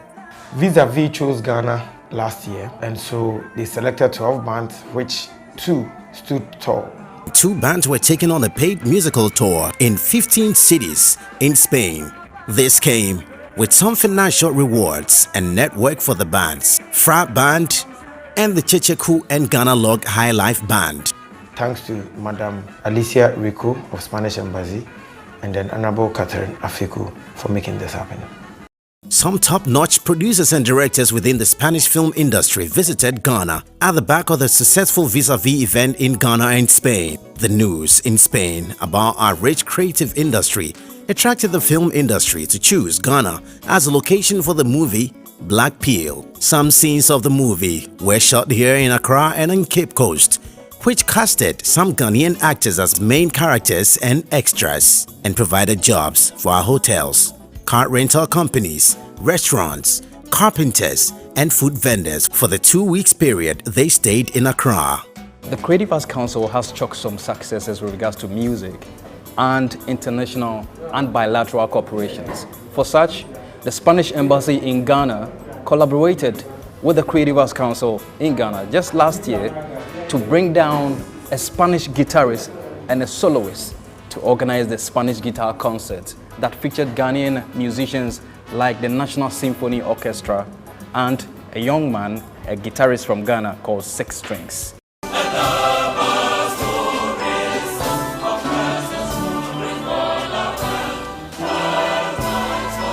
Welcome, wanderer, welcome. Welcome back to home. The year of return, Ghana 2019, was a major landmark marketing campaign for the tourism and creative arts sector in Ghana, targeting the African American and diaspora market to mark 400 years of the first enslaved African arriving in Jamestown, Virginia. The movement brought together our African American creative artists and their Ghanaian counterparts to activate workshops, conferences, live events, etc. The year of return was a wonderful program. It indeed had the creative arts as its foundation. I mean, the entire year was built around creativity, built around events, built around performances, built around people coming here and experiencing the various activities and festivals that we have in our country. And so from event organizers, film shows, musicians, people at the Arts Center, people in the fashion industry, everybody benefited. I mean, we had interactions with people at the art center in Accra, and some of them said they have never seen such sales before within a certain period.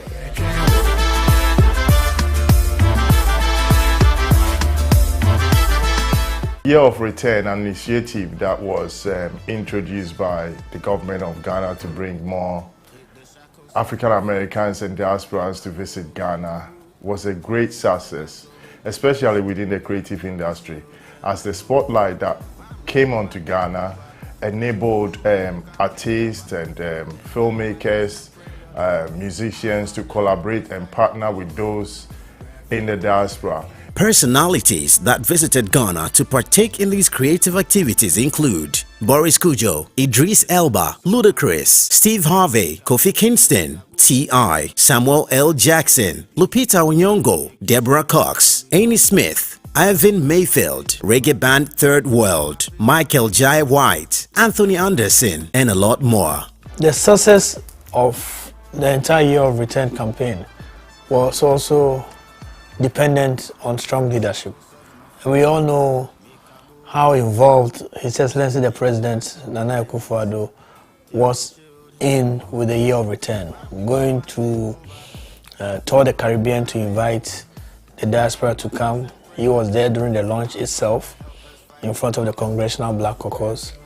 And when he announced Beyond the Return in December 2019, it was really a show of his commitment to the project. The conversations around the world with a spotlight on Ghana's creative industry sparked up collaborations and partnerships such as musical collaboration with Kiddy and Teddy Riley, Steve Harvey's new TV show with TV3 Family Feud, Shatta Wale's collaboration with Beyonce, etc. But I would like to say in conclusion that the most important consequences of all the activity we're here to initiate is that together on both sides of the Atlantic, we will work together to make sure that never again will we allow a handful of people with superior technology to walk into Africa, seize our peoples, and sell them into slavery. In spite of the hardship that the creative arts industry has been through over the years, the Council, by kind courtesy of the Ghana Tourism Authority, initiated the GTA Support Project. The GTA Film Support Project is strategically meant to support film producers in terms of giving them support for their budgets. We don't take up the full budget of the production, but whatever you have, we support it. The productions are ongoing as we speak, and very soon we will see these productions coming up.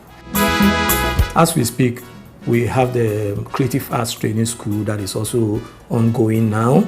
And it's one of the, for me, game changers for this industry, where we have a lot of the young ones getting a bit frustrated when it comes to their entry point into the industry. Some of them are scammed by some charlatans, and before you realize, audition, and people get scammed. And then you also have people who parade themselves as filmmakers.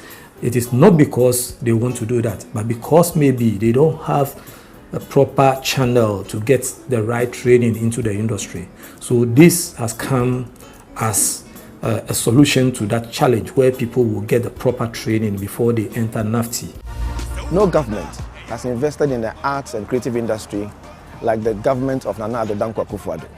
We have invested heavily in the tourism sector in terms of infrastructure and demonstrated that tourism is not complete without the arts. Even though the National Film Authority is quite new, we are very happy about some of the achievements over the years. I'm sure most of you saw the Stay Home, Discover Ghana video, talking to people to stay home and come out and discover Ghana afterwards, the National Film Authority Pitch Series. This is the first of its kind, and so the National Film Authority has shortlisted 25 film projects that we will be supporting moving on in the coming year to get investments and broadcasters. We've also launched the classification committee. You know about that. Everything that comes out on television has to be classified. This will protect our young people to make sure that people watch content that is targeted at them. Another thing I need to mention is the local content committee. We've just finalized our report for the first part. We've given it to the minister. We are looking forward to that coming into effect next year. The local content committee is going to make sure that Ghanaians get jobs, in that the films or the programs that you watch on Ghana television should be made for Ghanaians, by Ghanaians, of course with the right quality. There is an amazing beautification going on currently in Accra via graffiti artworks. Have you located one yet? My sister Jamkroma has the passion of beautifying interchanges in Accra and other regions of Ghana. And so today, if you drive around the capital, you would notice that there is a change around our interchanges, which looks good. The artworks depict Ghanaian culture, tradition, religion, and festivals, and initiated by the Creative Arts Council, the Ghana Association of Visual Artists, in partnership with Accra Metropolitan Assembly and the Koliklote Municipal Assembly. International exposure for our creative works have not been left out. The council sponsored one fine art person to attend the Dubai Arts Exhibition in United Arab Emirates. One of our creative persons who uses kente to create diverse accessories for both local and international market was accompanied by the leadership of the council to attend an exhibit made in Ghana creative works at Fitur, an international tourism festival held in Madrid, Spain. As a listening government who appreciates feedback, the Ministry of Tourism, in collaboration with the Creative Arts Council and the National Theatre, organized the first ever Creative Art Forum, a session that engaged most of the domains of the creative arts sector to address the gaps in our development and solicit input from the players to aid the ministry to mitigate the bottlenecks after we took over. In wake of the global COVID-19 pandemic, Ghana, and for that matter the creative arts industry, was not spared. The government, through the National Board for Small-Scale Industries (NBSSI), allocated 50 million Ghana cedis to be disbursed to various practitioners who have been affected by the pandemic. In the middle of COVID-19, President Akufo-Addo promised to support the creative space. Originally, it sounded like a facade, just a promise. But as I talk to you now, like the Finance Minister Ken Ofori-Atta announced, we've been given 50 million cedis to support the creative arts industry. In March 2020, when the pandemic hit, His Excellency, the President of Ghana, Nana Addo Dankwa Akufo-Addo, decided to support businesses in Ghana with the COVID Relief Fund, which was later named the CAP Business Support. The total sum of the support was 600 million Ghana cedis. The creative arts sector has really benefited from the fund. Those include the fashion designers, the filmmakers, the musicians. We also have amongst the creative arts those who are at the Arts Center who have really benefited and have been impacted by the fund that has been set up by His Excellency Nana Addo Dankwa Akufo-Addo. About the NBSSI stimulus package that the government gave out, the National Fashion Designers Union of Ghana, which I am the chairman, really benefited from it. And at first we thought it wasn't going to come. So the government really turned us from the Thomas to the reality. The creative arts practitioner, film producer to be precise, that NBSSI for us, the Omaye. Loans now, Mampany, yes, COVID. Through NBSSI, Emfa, Ketua, and Yanoma, Omakois, and you sign COVID-19. When you say COVID-19 support, Mensaka Media. COVID-19 by no. Oh, see about Mampany, as I say, I bet say you might to be big a crime will be beyond the idea. Happy be Yamia Daroma, a bit by maybe an MI. But never no case media. It means you be with the MI. To the makers will be in Enya, I want to swear. anything said it beba. The National Board for Small-Scale Industries, our board and management, we are very happy to hear the song that has been released by the creative arts sector to support and also to thank the President and his Vice President for all the efforts that they've done to ensure that businesses in Ghana are supported and sustained through the pandemic.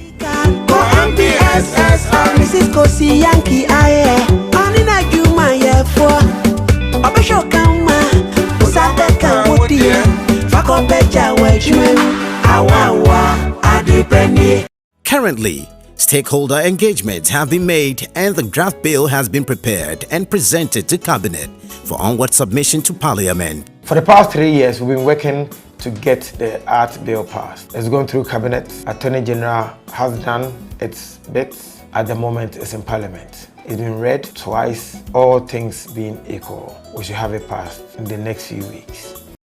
It is obvious that the government of His Excellency Nana Addo Dankwa Akufo-Addo has demonstrated immense commitment to the creative industry. All the work that has been done over the past 3.5 years has built a solid foundation to support the creative industry, to contribute significantly to the economy of Ghana, and to ensure that creative industry practitioners derive benefits from their trade. When it comes to the arts, we've done a lot, and I see prospects. And given us the next 4 years, we will see massive improvement in this industry. And I wish we will continue with this government and give us 4 more years to do more for you. With a little resources and a small team, this is how far we have come. The Creative Arts Council, led by just a little team. So guess what we can do when the bill is passed and we have a full-fledged creative agency? 4 more to be able to do more for the creative economy in Ghana. I endorse Nana Addo Dankwa Akufo-Addo for 2nd term. Vote number 1 for 4 more. With all these observations, it's obvious that President Akufo-Addo is a committed leader who would want to see the art space develop. And so vote for Nana 4 more, and then on the day, make sure you don't forget he's number 1.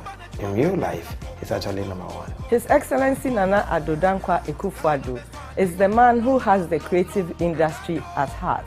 The creative industry needs Nana Addo Dankwa Akufo-Addo. On 7 December, vote number 1 for the creative arts industry to have Nana Addo Dankwa Akufo-Addo. Their 8-year rule in Ghana brought nothing but hardship and international embarrassment. Of particular significance will be the enhanced powers of the airport. I'm missing some pages here. What about you, Mr. President? Have you been offered a bribe before? You mean as president? As John Mahama. As a human being? As a person. Any human being in the world would have encountered, corruption in a way, one way or the other. What are you going to do about this astonishing rate of inflation? You're hitting 15%. People are suffering in very tangible ways. We've seen scenes in Accra that we don't usually associate with Ghana at all. Ghana, poster boy of the African continent, economy was booming. Where did it all go wrong? And, with all due respect to you, on your watch? Well, I don't know how to put it. I don't know how to put it.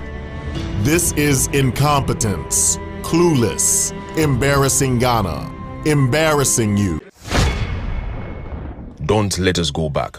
Let's protect the progress we are making this December. Vote the NPP to continue with the leadership of sense. Over the last 4 years, the NPP has been building the pillars for transforming Ghana for all.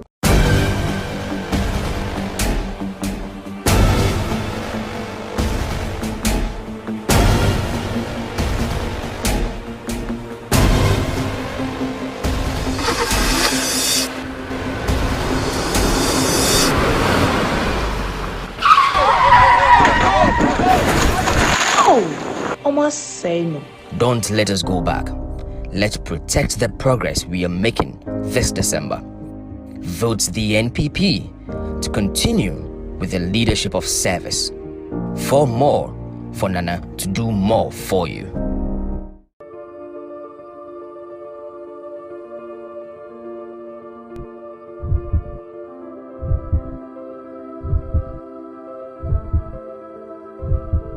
To be the enhanced powers of the airport. I'm missing some pages here.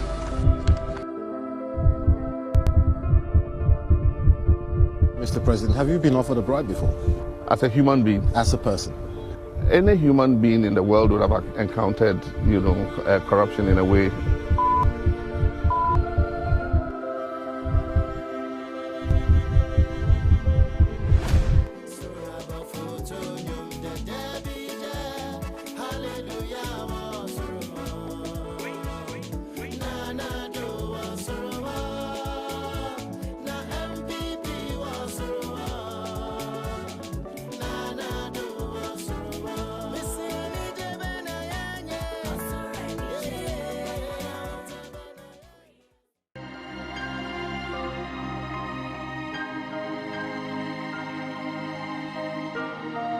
I'm Honorable Mohammed Isif Pangebo, former Member of Parliament for Ijulashe Gymnasium. I'm a seed grower. I started a seed growing business about 40 years ago. Everybody knows how Ghanaian politics go. We spend a lot during campaign. I spent a lot of when I lost the election. I lost the election when I didn't have 500 Ghanaians in my account. I have nothing. So one day the Honorable Minister for Food and Agriculture called me and Honorable Martha to the office and said there was a program the government wanted to roll out, the plan for food job, and that I shouldn't look at myself as NDC, I should do it in the national interest.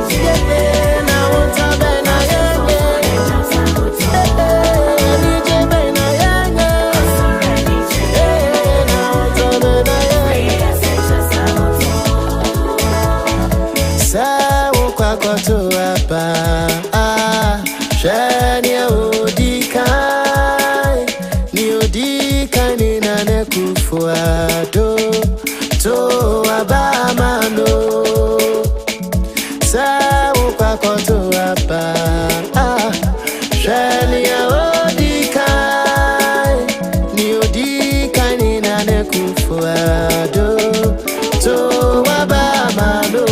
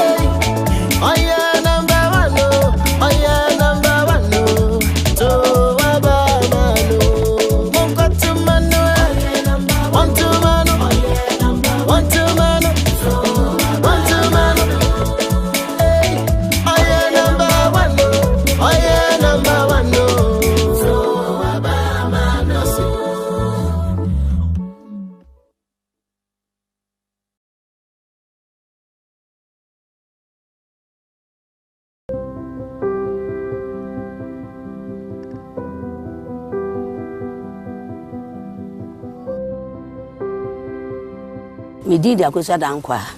Me fra gugu ha, agugu asante achima gugu. Na me ye fu, me ye body fu. Madaroma, me wo fu pa. Ya, me munsu me yale ni me na ba akonye. Enso, esan se minti na fa kwa me ni obi oba me de ani adi nti. Me de ma ho ode kakra na me woni ye fu. And this time no, 2016, na ba besia na ma ye fu be 350. And I'm saying, do fufro e kan ho fufro me do na ye 150 150 me ohwana ye be ka che me say oba bi bam ho na me so oba be o mo say ayi and this ni bi free dwa so ye Sofia for penny you also ye o say o metwa mafu na me say obi 19 and mo betwa mafu agofa and me ni play papa anya sam keto na me kan sa ni pe ma akoma kwadue nu aduasa nson na be gina fon teta mutwa e na ne yawada no ma sa betwa papa ene me dia mi aho papa. The story of Akufo-Addo defines the state of Ghana's agricultural sector before the end of 2016. Under the previous government, Ghana's agriculture was in a state of decline. Prior to 2017, the performance of the sector had been erratic, recording a growth rate of 0.8% in 2011, one of the lowest in modern times. A 2.9% growth in 2016 told no better story. We met a sector which was underperforming, with one of the lowest agricultural productivity in not only West Africa or Africa, but the whole world. We have yields which were very, very low, and we are talking about across board. We're talking about food crops, we're talking about our famous cocoa, we're talking about tree crops. The yields were very low. Farmers like Akufo-Addo had their livelihoods taken away and neglected. The Agric Ministry itself was abandoned. You look at the budget, the percentage of the budget which went to agriculture also was going down to the extent that by the time they left office, it was less than 1% of total budgetary allocation was into this ministry. It really showed you that although the rhetorical was very, very loud, oh, farmers are important to us, but in reality, nothing was happening in the sector. His Excellency the President of the Republic of Ghana, Having effectively diagnosed the problems of the sector, President Akufo-Addo took the decision to do everything possible to put agriculture back on the path of transformation and work towards harnessing effectively its potential. To you, the students, make full use of your time here so that you can have a productive future. The investment that is being made to you here to prepare you to play a leading role in the development of Ghana's agriculture. Seize it with both hands. There's a large future out here, and you can play a very important role in that future.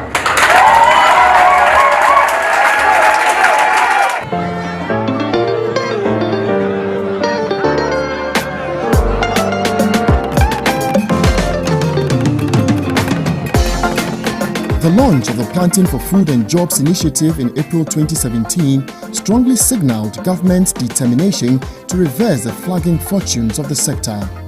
Under the Planting for Food and Jobs initiative, several other programs have been realized to transform Ghana's agriculture. Within this first term, the Planting for Food and Jobs program resulted in a sectorial growth rate from a low 2.9% in 2016 to 6.1% in 2017, the first year of its implementation. By the end of 2019, it had grown to 6.9%. On the ground, government initially supplied 216 pickup vehicles to extension officers and district directors of agriculture. 2,700 agric-extension officers were immediately recruited, with some 8,000 graduates for the Feed Ghana module of the NAPCO program. These extension officers, moving from community to community, have been charged with educating farmers on improved methods of farming. Before then, we were having only 5 AEs, 5 field officers, which 2 of them have even retired. But for last 2 years, 2018, we had up to 70 AEs. That was addition of 5 AEs. So now we have a lot of field officers to reach every farmer within the district. The provision of improved seeds and subsidized fertilizers has largely accounted for high farm yields and impressive growth of the agricultural sector over the past 3 years. Forest for Adam of my fertilizer, yet me fua, Papa, can name it double as a number and I'm in 9. It's in another, Waba, Yadana say.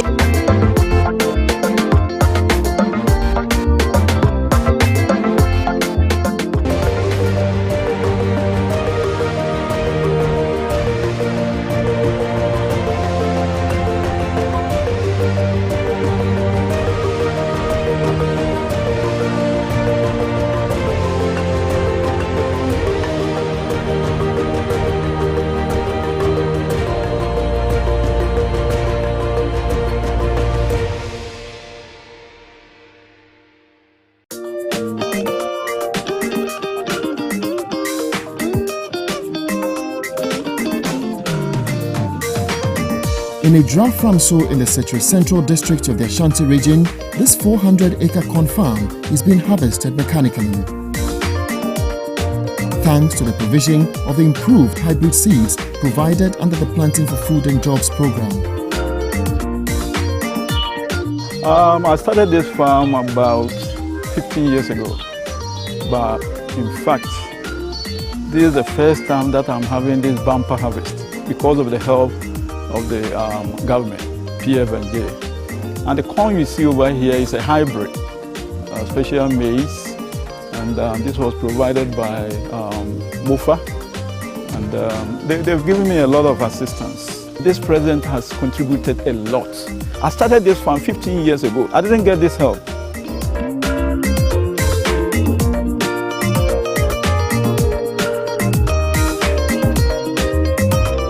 In 2020 alone, this farm is producing over 35,000 bags of maize per season, feeding Ghana, supporting poultry, and creating jobs for the youth.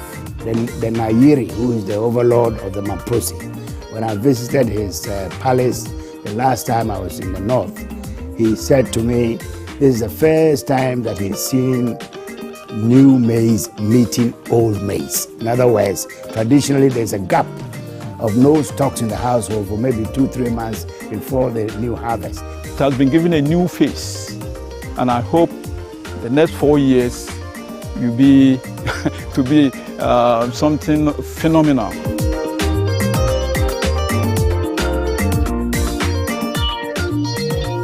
Through his regular working visits across the country throughout his first term in office, the president has personally been on the ground to inspect works done on these farms.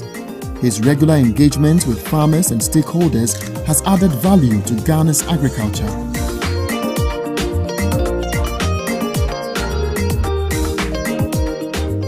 Government introduced greenhouse villages to offer opportunity for the youth to be trained in intensive vegetable cultivation using modern technology.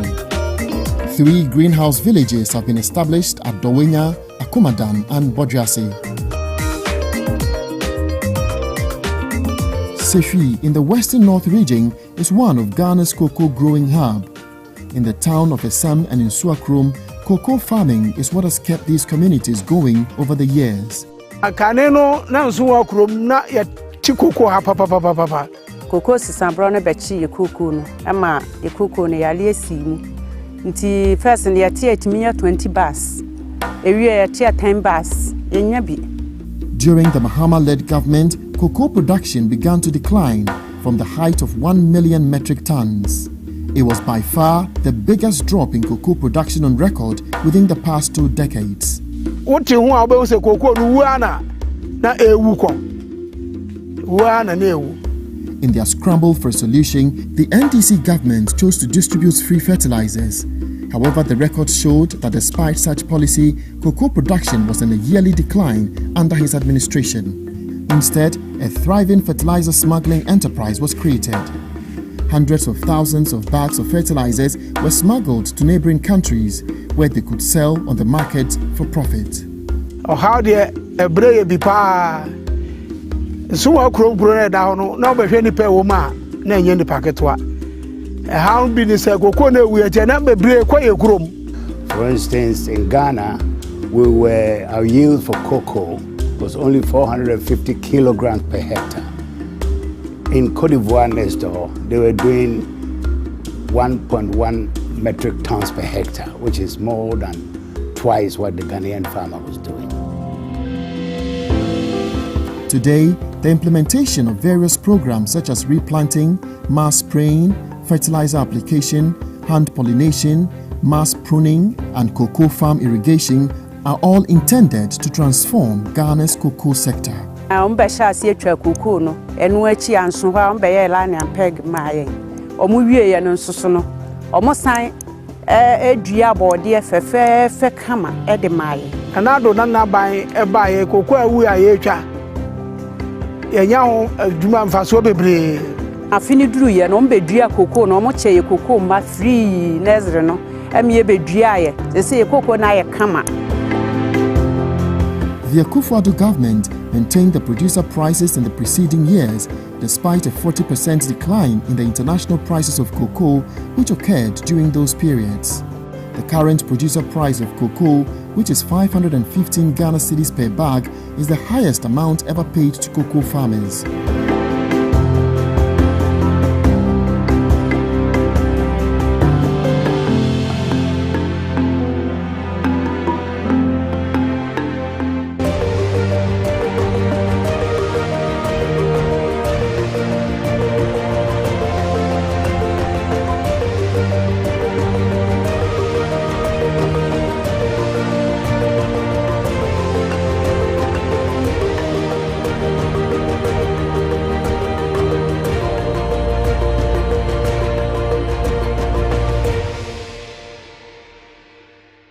Things have changed overnight. Guys, this year na modern year chebro munia na the bega carbon be about watching when munia that na. Me pa choya frame na na akoso yetawia. Me ya kuafo hema wasante achemago. Bode nipa fifiri baby bebre. Enkrafo eba. Enkra dwa biara ayagbogoshi, Malata, Medina, Tema, baby bia eba. Aha. At the end of the year 2018, we had 133,000 farmers over participating in planting for food and job. 2019, our target was 160,000 farmers. But at the end of the year, we had 257,000 farmers plus. So you could see it's more than triple jump. So we realized that in the region from 2017 up to 2019, there has been exponential growth as far as planting for food and job is concerned. Papa na do digu kwa ma kuafu. Aboa ma ne mema wo yekure yimu. Tituru ya ma yekura de. Na nado ade a waya ma ye ntumi nka. Se ye sra ne se onsena ye nkyɛn kakra. Mane nko. Ye ginu se abanya bako, abanya bako, abanya bako. Ma yekua adwuma buru 20 years. Ma ya buru. Na me maami yekua ni o. Ɛna wo me tetu kua mu o.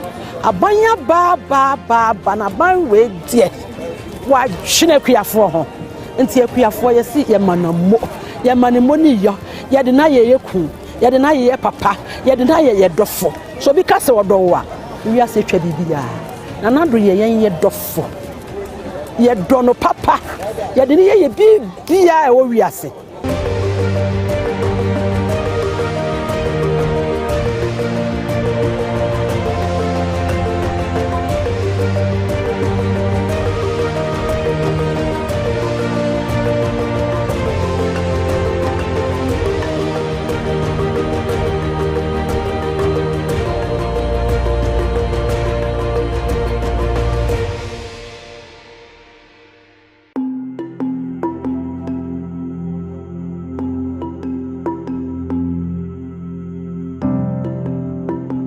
The story of Rahina to Karim, a young rice farmer in Tepa in the Ahafo-Ano North District, is further testimony to the new breath of air in Ghana's agricultural sector, where the youth are developing interest. Na menimu kunu mumu na eye. Na ne yenim adwuma na ni so. Ti e ba na ye topeti ne yenim bonso ene ade. Na me didi mama me kunu on de oyese on de ontimi nye.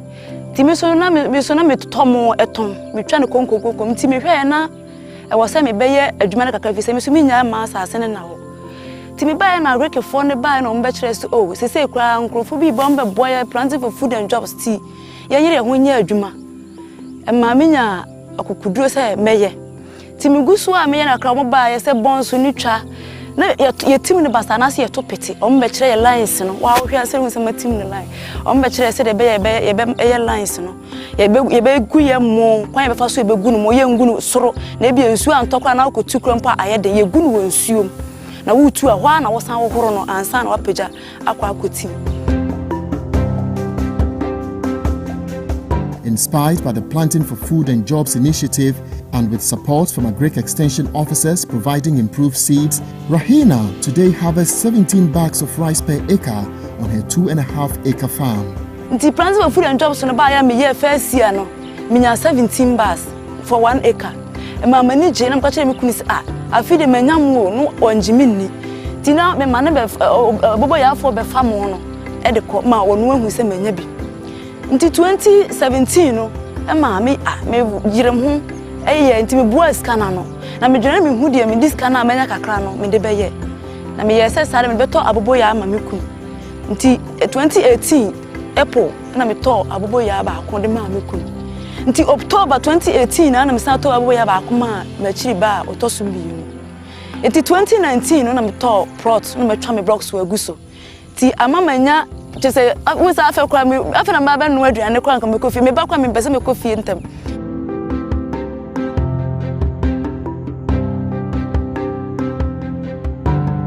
Sese maami dobi, mpapa dobi, machiri ba miensa dobi, enan na mata bobo ya ma no so onu so kura do mu no bi.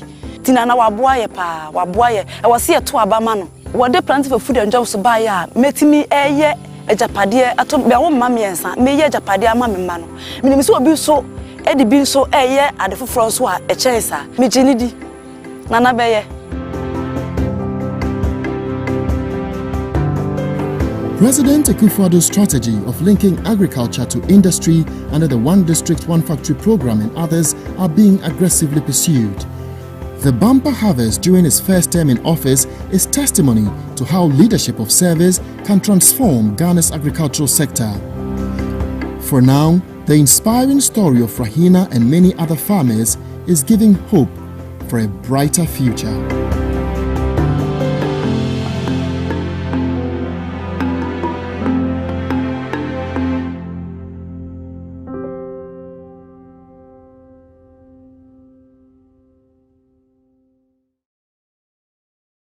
I hear the incompetent one says he wants to come back. Papa no, unim no. Papa no, ukai no. Papa no, ne boshenye. Oche mana obesem. Teachers alawa. Oche. Nurses alawa. Oche.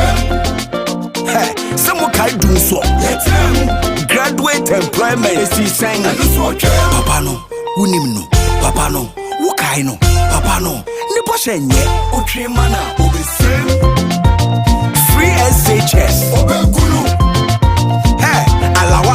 Obeseke. Napko ni de keka huwa. Obekulu. MPP putu dumenyina. Reverse.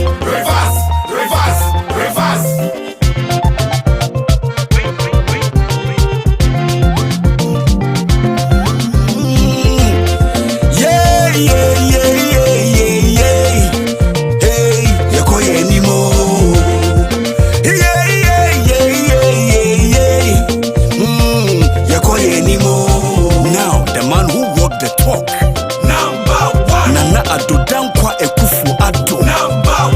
Onu di kai ewa batwo krata no so. Nana no wunim no. Nana nie odasro adosho boy ne boshe jise wanka na edim. Free SHS wayo. Planting for food near edim.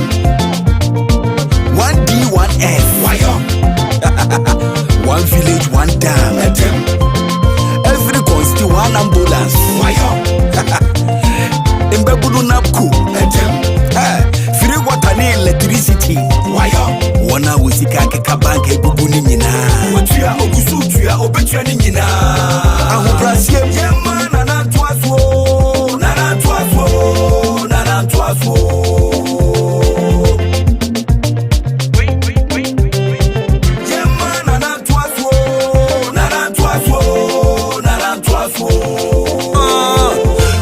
Pani ye piano, Sabenya de Comodino, Bearman Sinsium now ham, Bema need you to make it annual.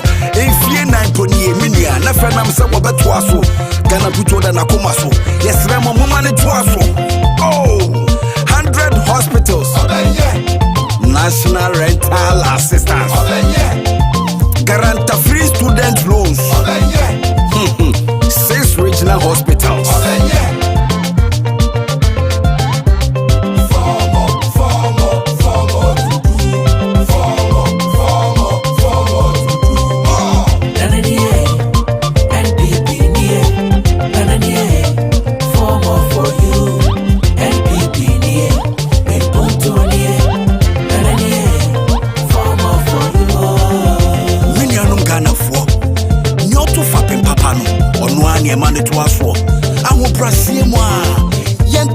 Nana adodanko akufo-addo. Nena bedi eche dota baumia. For more to do more. Nana no. Wunim no. Nana nie. Wukai no. Adosho boy. Ne boshe. Jise wanka na edim. Over the last 4 years, the NPP has been building the pillars for transforming Ghana for all.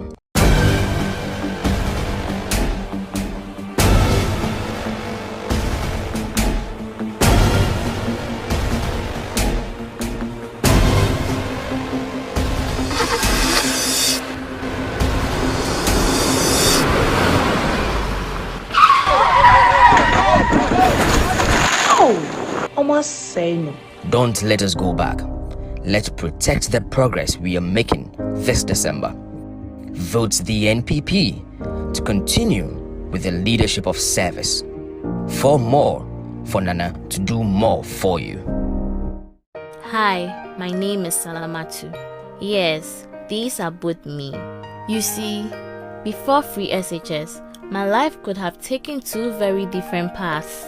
The SHS path depended on how much money my parents had, what sacrifices they were willing to make, and whether they would send me or my little brother Issa to SHS. The other part is what would have become of me if there was no free SHS. But today, thanks to free SHS, my future is bright and promising. Congratulations, you have a name. It's a boy.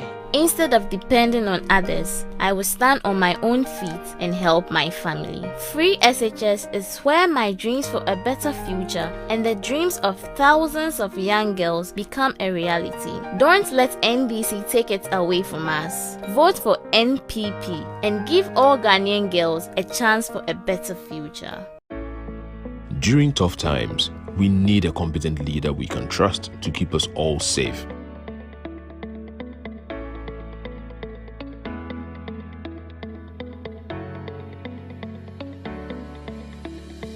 Nana gave me free water when I needed it most to keep me clean and safe from COVID-19. Nana gave me lower cost of internet during COVID-19 to operate my small business from home.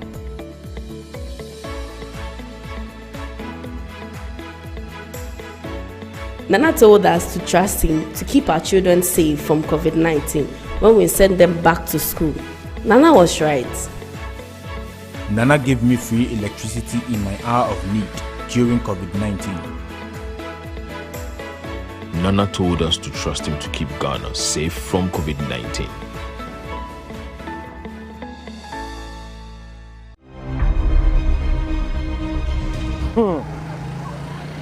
Four years ago, my business was suffering from doom so. 4 years ago, I have to borrow from our church treasurer to pay for curfew school fees. 4 years ago, I was a member of the Unemployed Graduate Association. 4 years ago, my taxi business was suffering due to bad roads. 4 years ago, corruption was a major problem in Ghana. Remember, bus branding, flying of guinea fowl, Ford expedition, and Wyoming. 4 years ago, food was expensive. I was buying imported plantain from Abidjan. Now, no more than so. My business is picking up again, thanks to a strong economy. I have a job now, thanks to NAPCO, Unemployed Graduate Association. Away. The roads are getting better, and thanks to Maslov, I have a new taxi. But now, the passage of the Right to Information Bill and the setting up of the Office of the Special Prosecutor shows that this government is committed in fighting corruption.